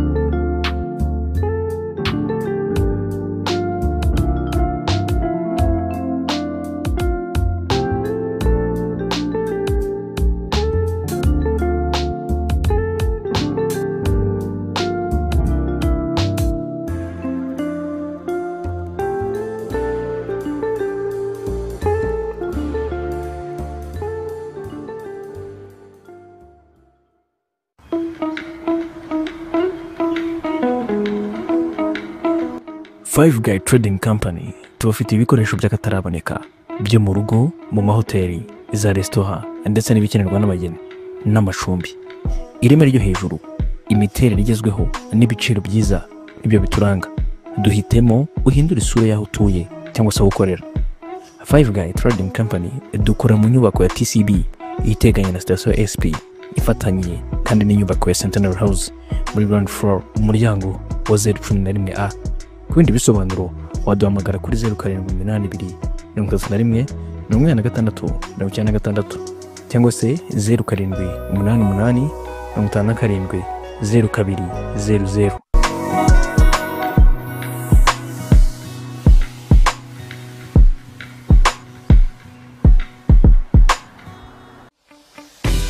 Dream Properties niyo kampani ya mbere kandi y'abanyamwuga mu kubaka inzu zigezweho kandi udahenzwe. Dream Properties muri iminsi ya promotion kuri service zose, aho hari igabanyirizwa ridasanzwe, bakaba abahanga mu gukora ibishushanyo by'amazu byihariye ku buryo inzu yawe nta handi wayibona ku isi. Dream Properties bakora finissage y'amazu mu buryo bwihariye. Dream Properties bagufasha kuvugurura inzu yawe kandi ikajyana n'igihe ndetse igasa neza. Bakora interior design, exterior design, bakora ibikoni bigezweho, gutunganya inzu z'ubucuruzi ndetse bakanagusabira autorisation de bâtir ku buntu. Tandukana no kubaka inzu idahwanye n'amafaranga washoyeho. Turabanyamwuga kandi turizi, kabone niyo waba uri kure tukubakira nk'uyibereye. Duhamagare kuri 079 48 86 053. Wanasura website yacu wa@dreampropertyrwanda.com no ku mbuga nkoranyambaga zose bitwa Dream Properties _rwa. Dukorera mu nyubako TCB House floor ya 3. Dream Properties, your dream, our mission.